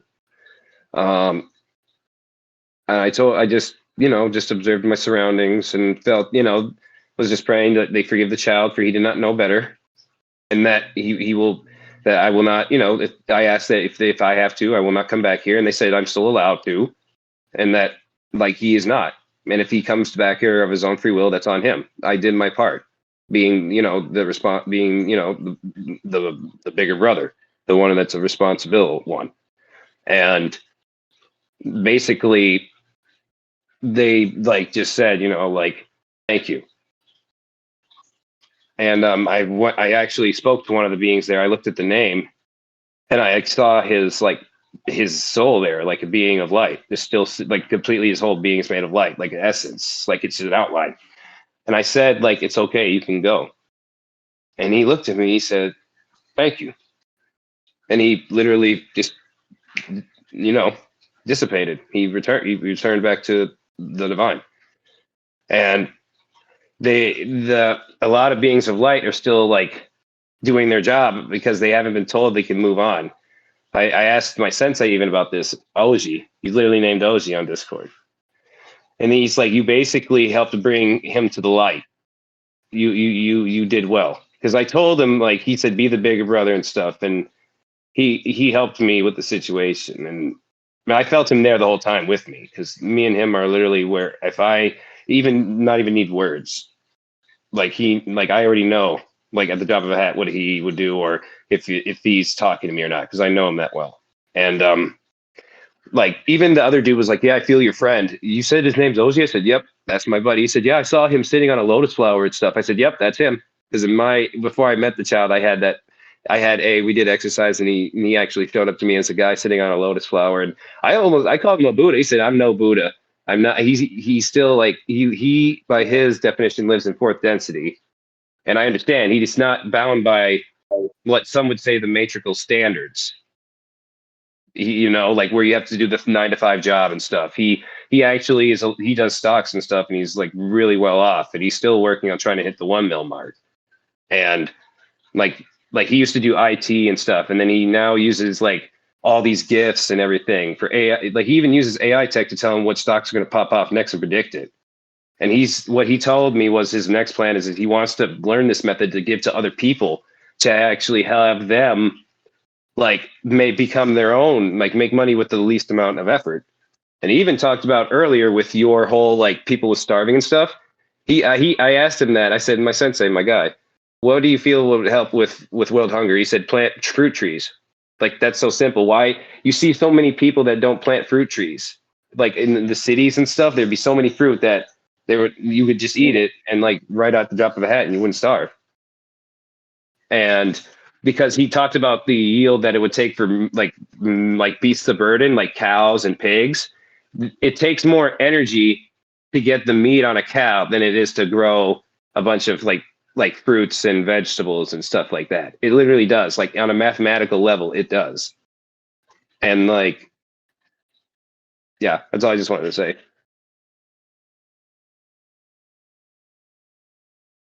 So, does anyone else have any questions for our guest speaker?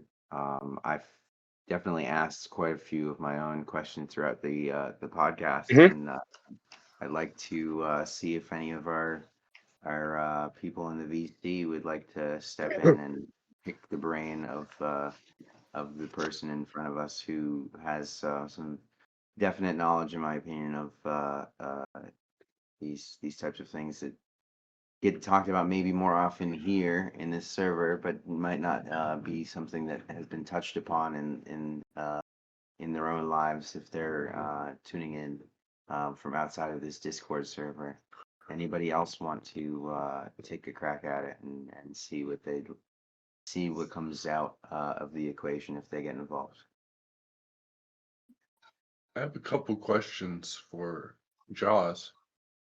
Okay, Hugh is currently off camera, but this is his profile. Actually, I'm just sitting in front of his computer, and if he would like to sit in front of the camera, he can.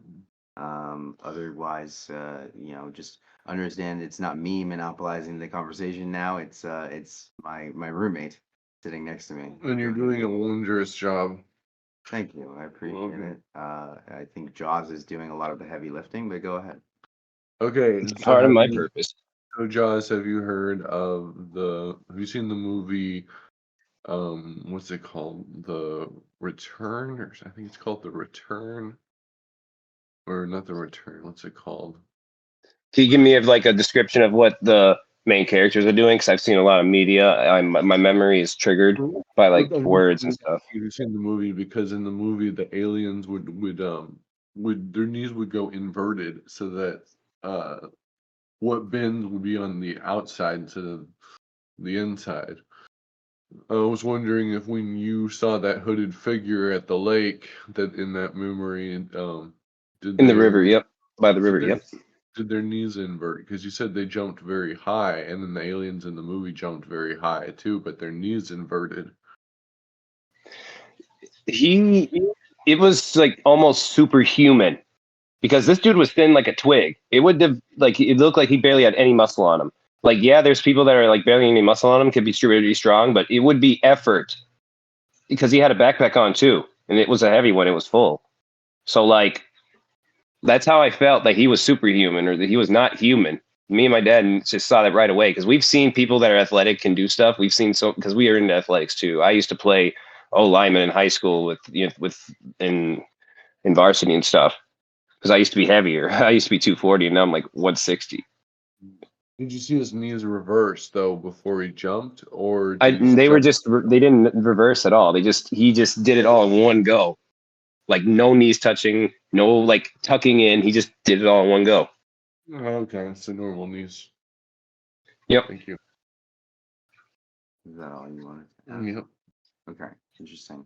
If I could just interject before the next person speaks, I wanted to just say that in my experience, it seems like a lot of these pop culture, sci-fi, fantasy, yeah, different things, even just the fictionalized histories, and things like this.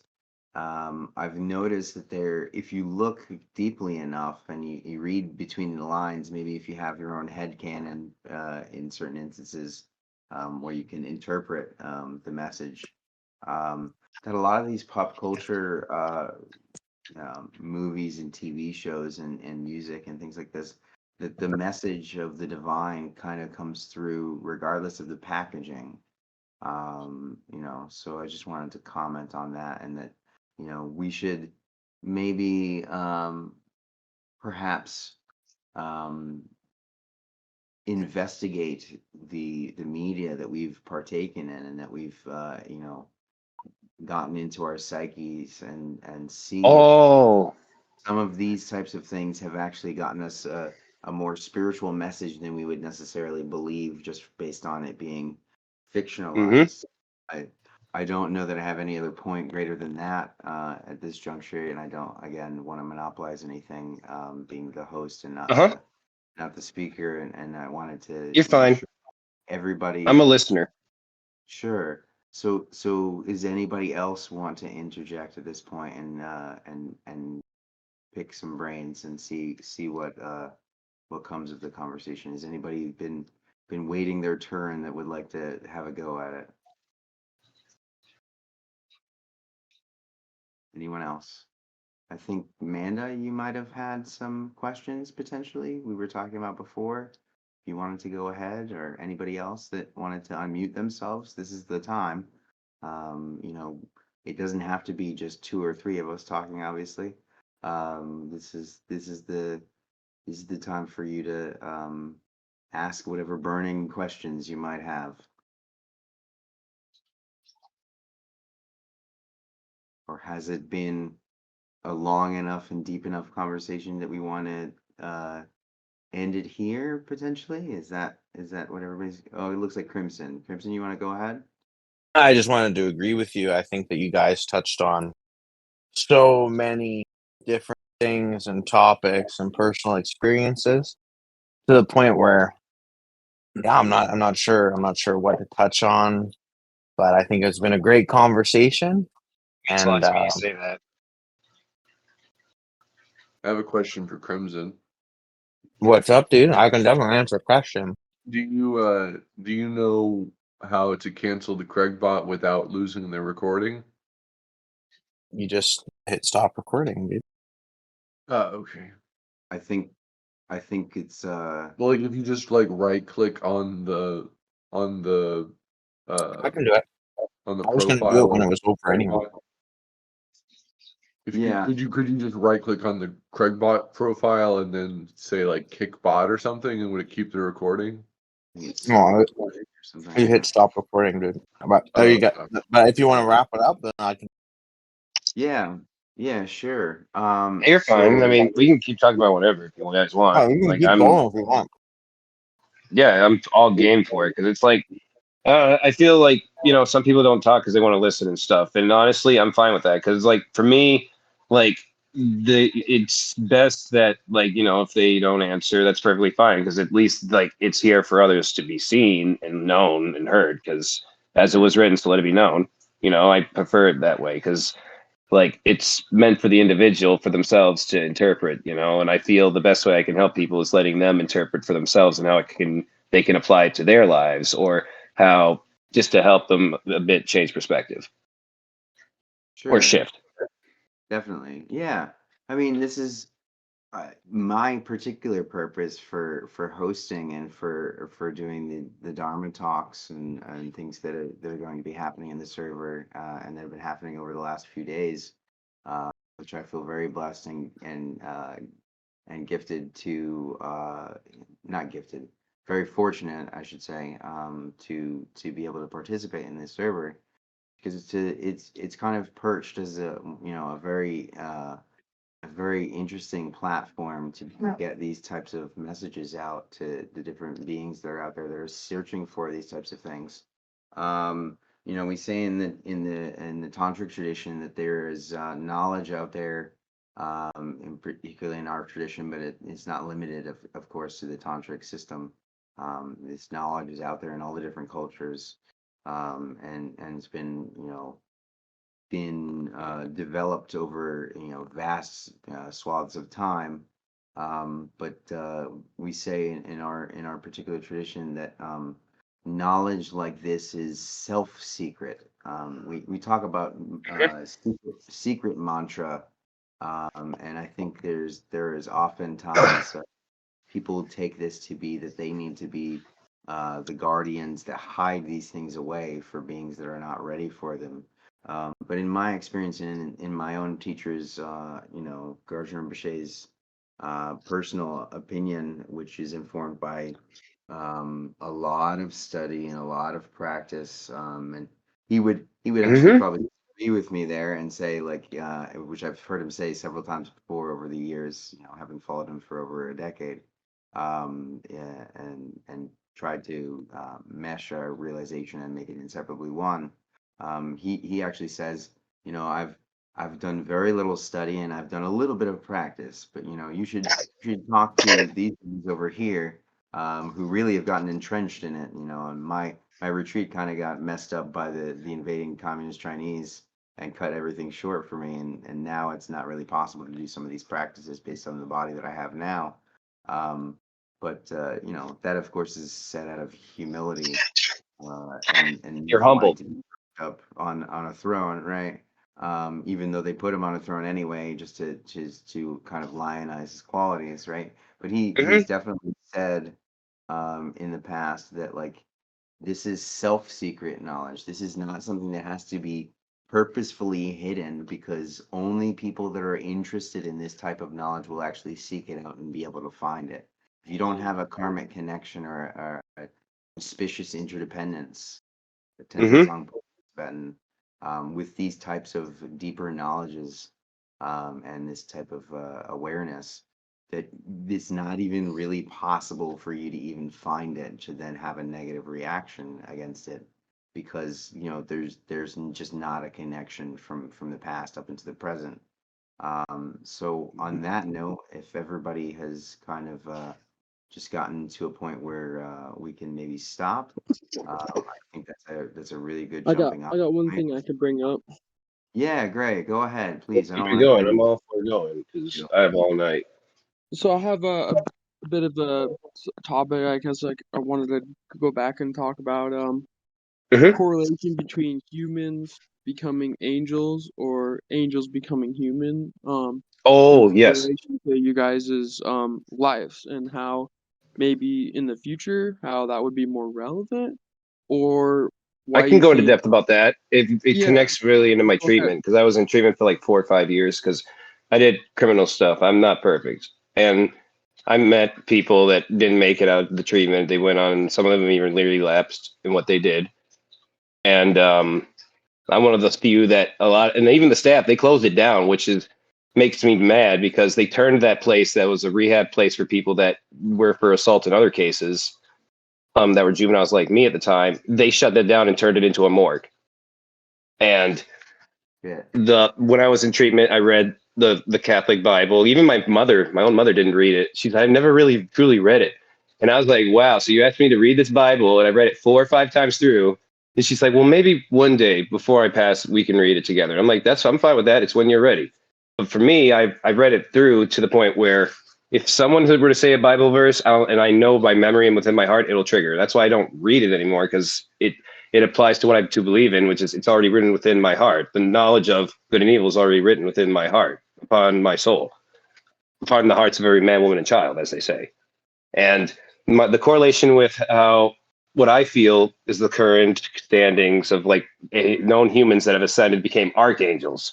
There have been humans that became ascended and became other things, but the main ones in the that was talked about was like Enoch became Metatron, and how then Elijah became Sendephalon, was taken up upon a fiery chariot up into heaven, and Metatron was known as the voice he's known as like the voice of Source or voice of God. He was known as he became known more as the Holy Spirit. I feel because the vibration of Metatron, he was known for his words and stuff. The vibration, and the Holy Spirit comes through different tongues and languages, like through vibration. And like they talked about how the Holy Spirit is seated at the left hand of the Father, and how Yeshua or Jesus Christ or Joshua, that being was seated at the right hand of the Father. And it's funny how basically the Metatron, the voice, was soon correlated to like the left hand. He was known as the scribe of heaven. He wrote down everything, and how Sendephalon is known as the brother of, like the little brother. And then you have like those that came down, like MLK, Jesus Christ. The other one, I'm trying to remember another example, Joan of Arc. There's so many others that were like beings with like good intent for their people, that wanted to make a difference, and like they paid with their lives. And I feel as we, like you said, in future, right now, the reason why you don't see as many like prominent figures back, like as you have seen MLK and others like them back then, is because like if they were to come out, the second they come out, they're instantly in danger. And like it goes back to that fear state where they'll know when it's ready to come out of hiding, like masks off. And I know there's some that feel they that it's true. Yes, you should if you feel you're able to take the mask off to show who you are to others, like, hey, this is who I am, to show and they show you theirs. I totally understand that, but a majority of the time, like the known, because I've talked to other people that I feel were ascended to, like they're like my LG, he's very a hermit style. It's a very lonely path for him. And I told him and even admitted it. He's going to probably be one of he'll ascend before me because I feel that's part of like the process. Like once he ascends, it'll trigger other people's ascensions. And it's a process, like if we were to all ascend at once, it would disrupt the energy field of Earth. I feel right now, like it's a gradual process. It's like turning up the heat slowly on like a kettle. You can't just instantly turn it hot because you'll burn everything. It burns when you turn that thing all the way to hot in a hot shower. You got to turn a little cold in there, ease into it. Even turning that thing to cold so you don't shock yourself, you got to ease into it. Easiest way I could explain it, I feel.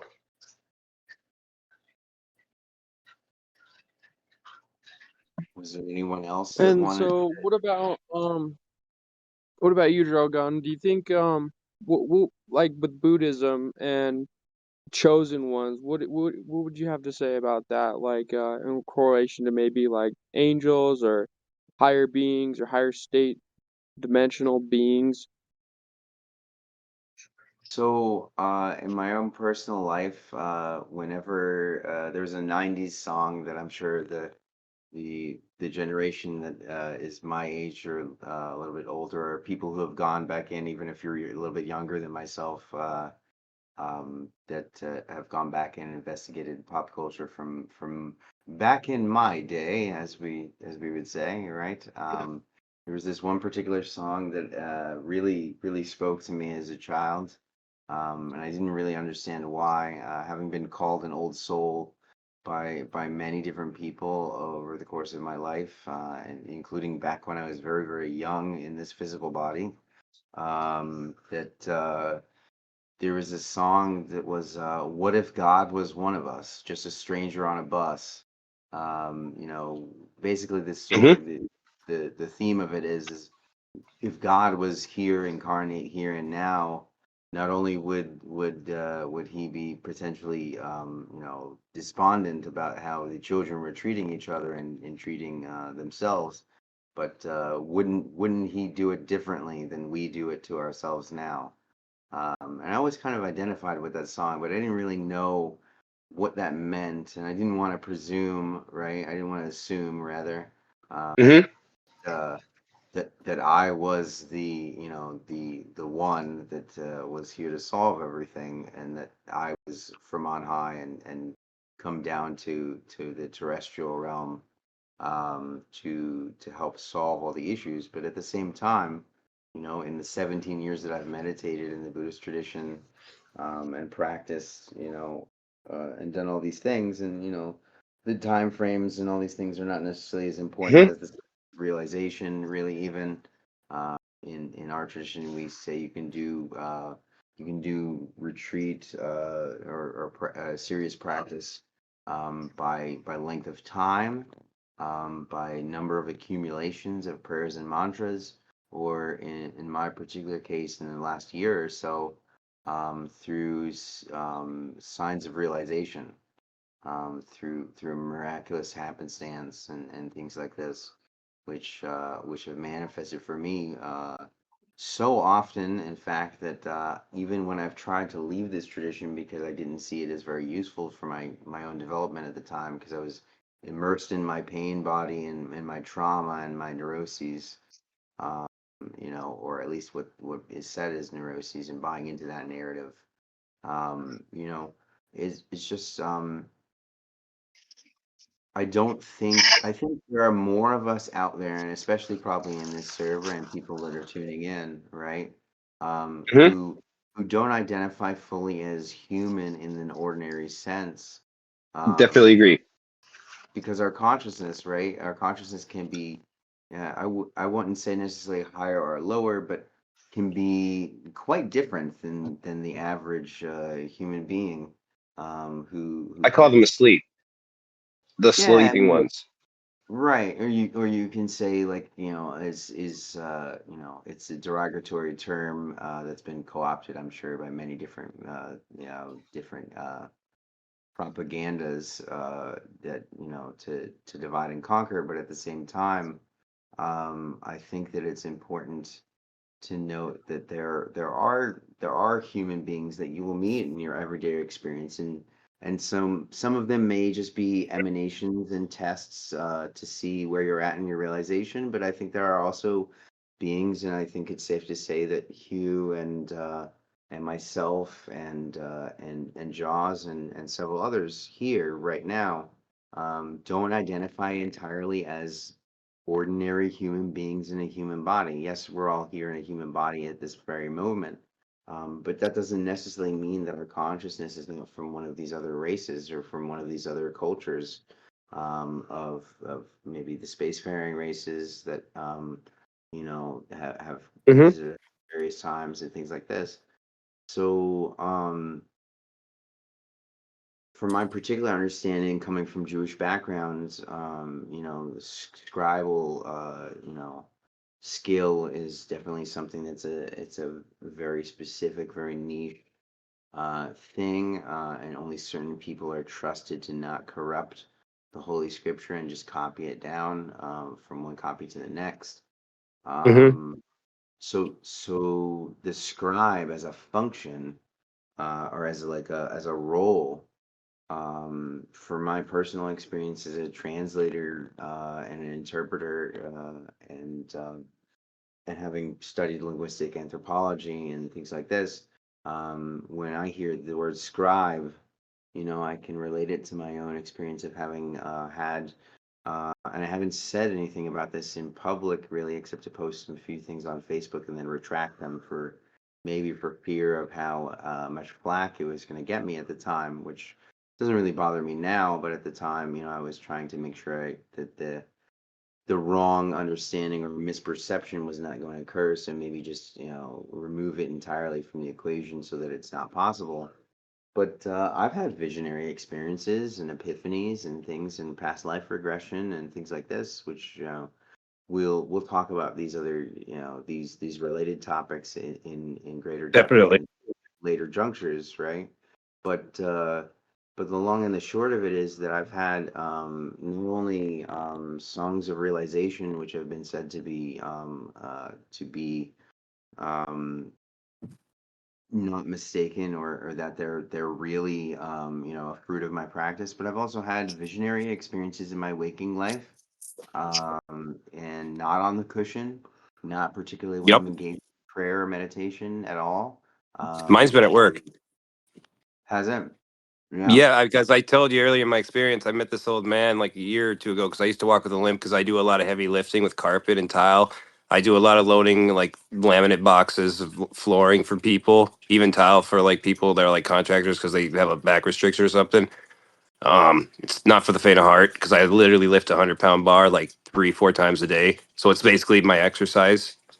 Um, Mm, yeah, I had to do a 12 by 50 foot carpet once. That's a nightmare, but I mm, was able to lift one end and but the point was like the guy I told him like he asked me like do you believe and I said well I believe that we all believe like we become what we believe and I believe that within that God is within like the hearts of every man woman and child as I was cutting his blinds and he said with that your leg shall heal and it literally straightened and I haven't had a limp since.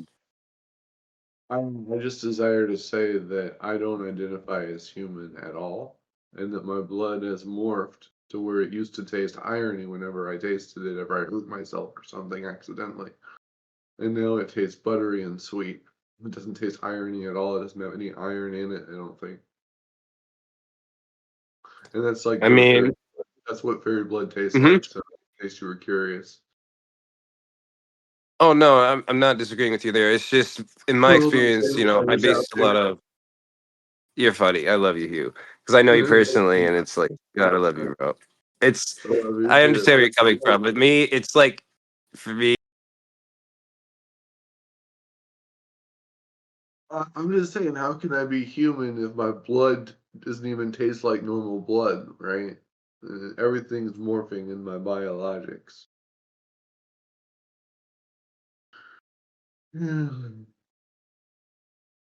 Were you saying something, Jaws? Because it seems like you're unmuted, but we're not getting sound on my end at least. Yeah, he got cut out. That's why I said what I said afterwards, because I couldn't hear him. Do you want to maybe just hop out of the VC and hop back in and see if that fixes your audio? As having been tech support for Cincinnati Bell and DirecTV, I can say, Yeah. generally speaking, when it comes to technology, try turning it off and on again, and that will usually fix the equation 9 times out of 10. Go ahead. See if it picks up your audio now. What? You What? seem like you're in mid-sentence and then Sorry. it cut out audio-wise on. Oh, and I was trying to talk to you guys. It crapped out. Yeah. Yeah, so what were you saying before Discord rudely interrupted us? Oh man, it's just I hate when that happens because sometimes it's hard for me to remember what I was saying. Do you want to call it here and then we can go into it further in another episode? Oh no, you're fine. I was talking to. I Yeah, got keep one going. last thing if I can help wrap this up a little bit. Sure. This Please kind do. of would go full circle with some of the stuff we talked about. You guys were talking about. The other side of this is like, the current times right now is you have such diversity with new knowledge coming up around all sorts of different religions, old uh things brought up from the past, and then you have what I've been dealing with a lot lately is running into a lot of false awakened people Yes. who believe they're spiritual, they believe they have these guides, but it doesn't come anything close to any of the old texts, religion, Mm-hmm.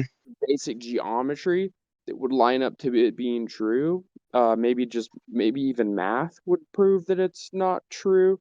And I'm running into a lot of this false awakened stuff, and I just wonder what you guys think that's gonna cause, or if any ideas about that, and then maybe that would help wrap this up a little bit.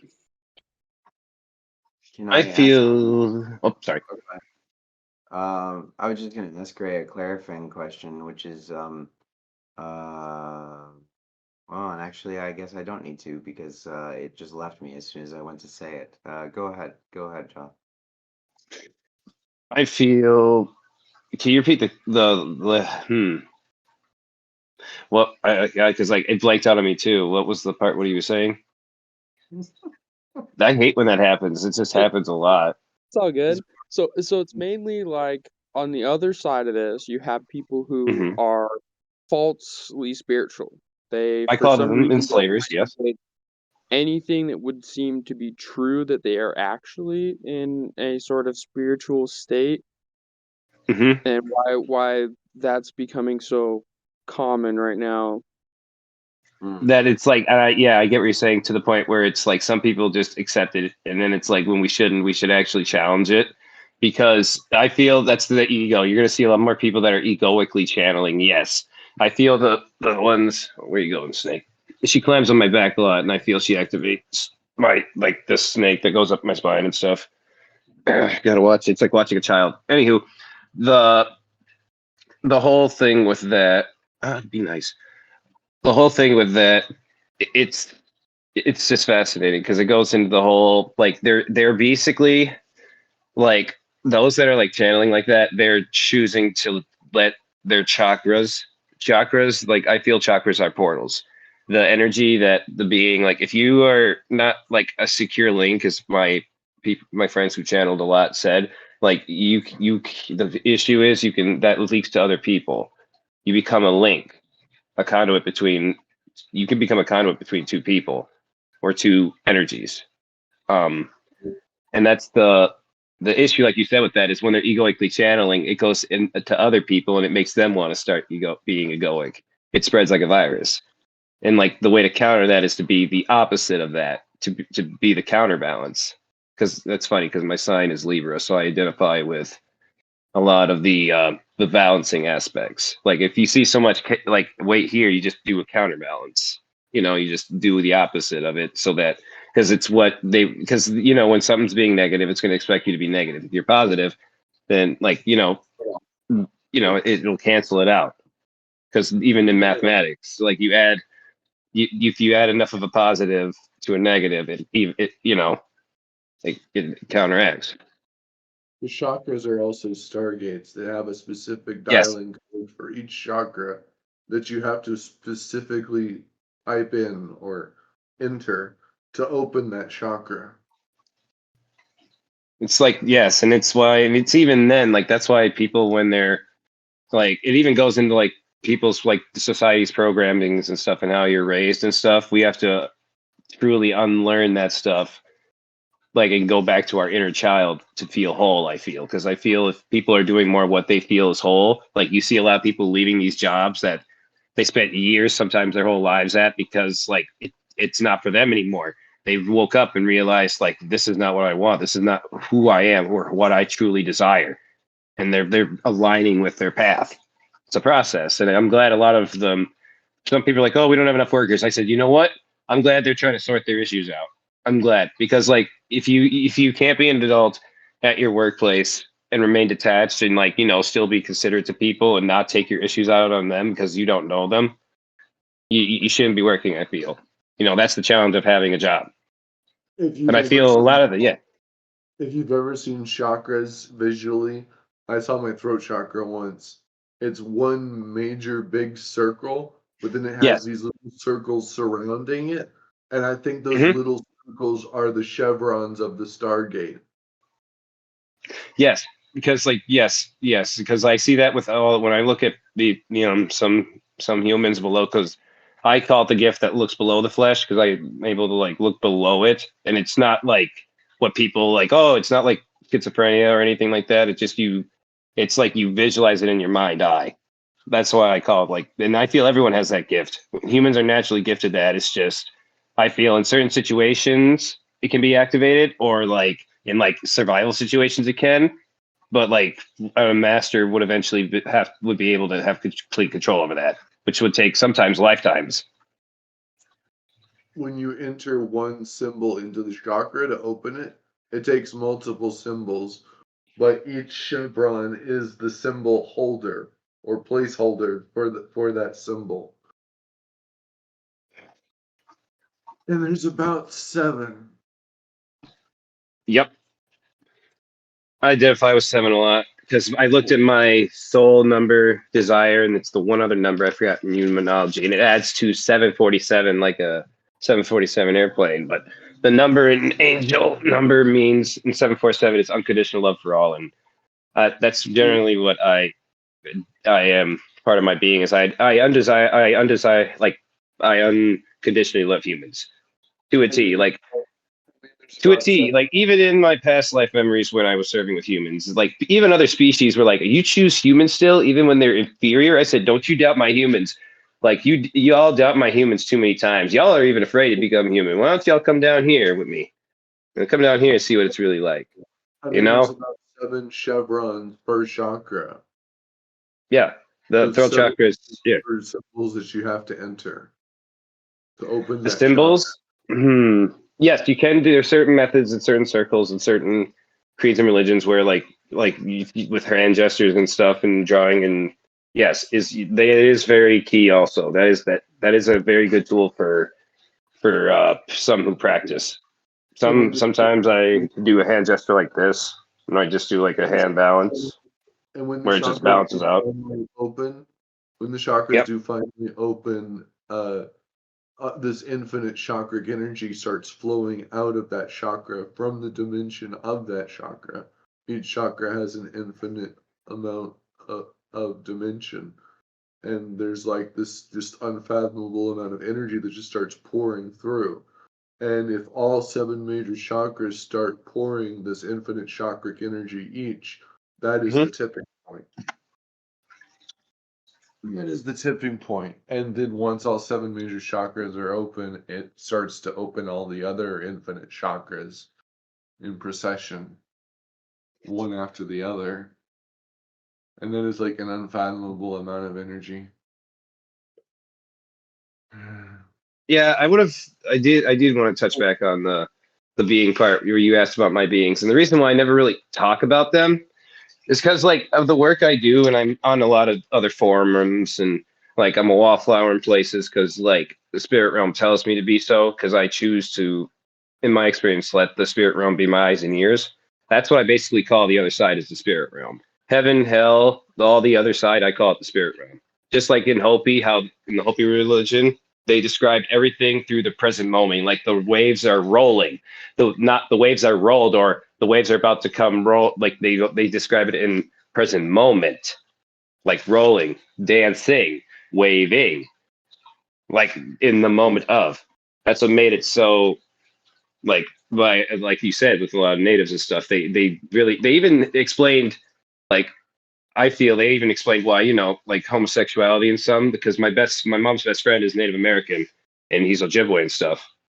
And I've been to a lot of their powwows and stuff and their competitions. I even went to his father's funeral about 2 years ago. And but for like 7 years, like 5 years before that, they went to my mom's funeral, like my mom's dad's funeral. So that's pretty important. And it was one of the most beautiful things we ever saw. They dropped tobacco in it to honor the dead and stuff. And it was very beautiful. Like when they did the drums and everything, because I like had past life as Hopi and stuff, and it's like being it was very where I'm from. I'm very glad I'm like my mom's best friends with natives, and they're some of the best people we know, and like it's for me like it's my mom is like, oh, he loves your, because she talked to Jeff about it, and I could go on a spirit quest actually and do the whole journey thing, which I feel my next option will probably be is with that, because I feel that like I connected with the Great Spirit. I've just connected with a lot of energies, and I call them energies or beings. To me, it's all the same thing. Even in the world of psychology, it means the same thing to me. It's just different layman terms. I feel humans get attached to labels too much, to titles. Like, Hey, sure, you're the vice principal. hey, Jaws, I think we need to finish this because Yeah, that's fine. Llama Jeff is getting really tired, and I'm seeing him pass out on camera. You're good. You're right. Maybe another time. I'll be here more. I definitely will be involved more. The outro. You didn't have to out me, man. I'm sorry if I did. No, it's all good. It's nothing about the conversation not being interesting. Of course, I want to talk about this until I actually do pass out, and then I'll wake back up and I'll talk about it some more because that's just so interesting to me. But yeah, no, I think we've actually run with this for over 2 hours now. We probably should wrap it. Really? Time flies when you're having fun. It does, man. I totally feel you on that one. And I'm Maybe right there. someday I'll talk about my spirits being names and stuff. I definitely will in a future podcast. It's just I felt this one I was told no. And keep in mind, I think that Craigbot can only record for 6 hours straight, and you're getting kind of close to that. If we wanted to, I'm sure we could run into that limit. But yeah, no, I think we should have definitely a series of talks about these types of things, and that's my intention. The Jaws series. That'd be pretty funny. That just came to me out of nowhere because my thoughts are not my own. I understand that because I feel our thoughts are not our own in the end. They come from somewhere. We just choose to listen to them or not. Right. Yeah, it's just because it sounds like your own voice, and sometimes it even isn't that, right? Doesn't mean it's, wholly invented by us, right? Or wholly, but also and sub-creatively invented by us. I don't know. That would be an interesting topic for another time too. But yeah, The Jaws think, session. I think we could do the na na na na na salsa shark from My entrance theme song. You're funny. I love that. I don't have a soundboard. One day, maybe when I get the computer, I'll set it up.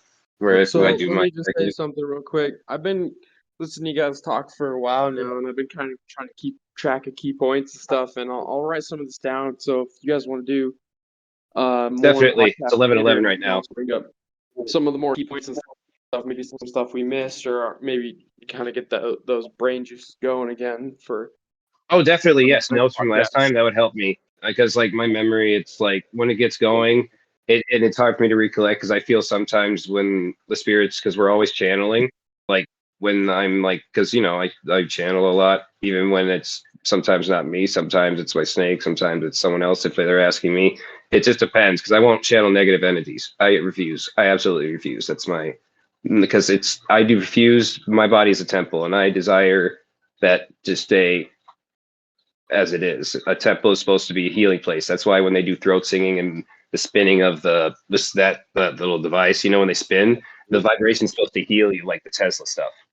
So You just described Tibetan throat singing in the prayer wheel, like the one I have in the other room. yes, thank you, Metatron. Yeah, so from yeah, but this is definitely let's definitely make this like an ongoing conversation, and I'm sure if people want to join in, that they can tune in. There was talk about having me have my own channel, I guess Shogun was saying. I believe I remember that correctly. Yeah, Um, segments. He wanted to do segments. Yeah, and I totally was on board with that. If like, yeah, yeah, because I so feel he wants other people to have what he talked about was I didn't mean to interrupt, but he wanted other people to have their own like seance things, and I totally agree with him. I play seance, unseen seance in there.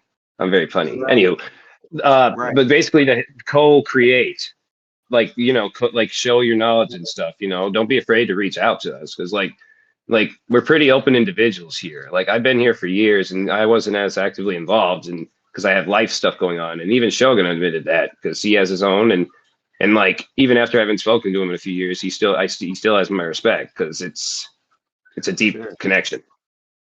Yeah, I think that this is an ongoing conversation that can be had for the benefit of beings that tune in and that come into the server. So with that in mind, we probably I feel like this is a natural closing point. It's 12:12 a.m. here on the 11. 20. It was just 11:12, which is 5 in manifestation. Yes. Yeah, so but I do think that this is a natural stopping point just for us personally right now, and that we can definitely keep going with this in the near future. It's been what, 3 podcasts with me involved in the last 4 days. I'm loving it. I've been waiting for a platform to be able to talk about these things in depth, and a lot of times in my own servers, it seems like there's a reluctance for VC, but that doesn't seem to be the case here at all. And I'm really, really, really happy with that. But yeah, let's pick Many this. blessed individuals here. Like so many blessed beings, even listening in right now. Like I know you're saying those that are tuning in, and yes, even those that are like here spiritually are like thankful that everyone's Good. tuning in and stuff. Well, on I that feel. note, from one Metatron to another, maybe we could even say that Ha this ha is ha. great.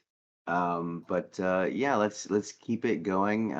We'll just end the recording here, and anybody who wants to talk, obviously, we can hop up into maybe Forum or Templar's Tavern. Um, Definitely. Thank you for having me.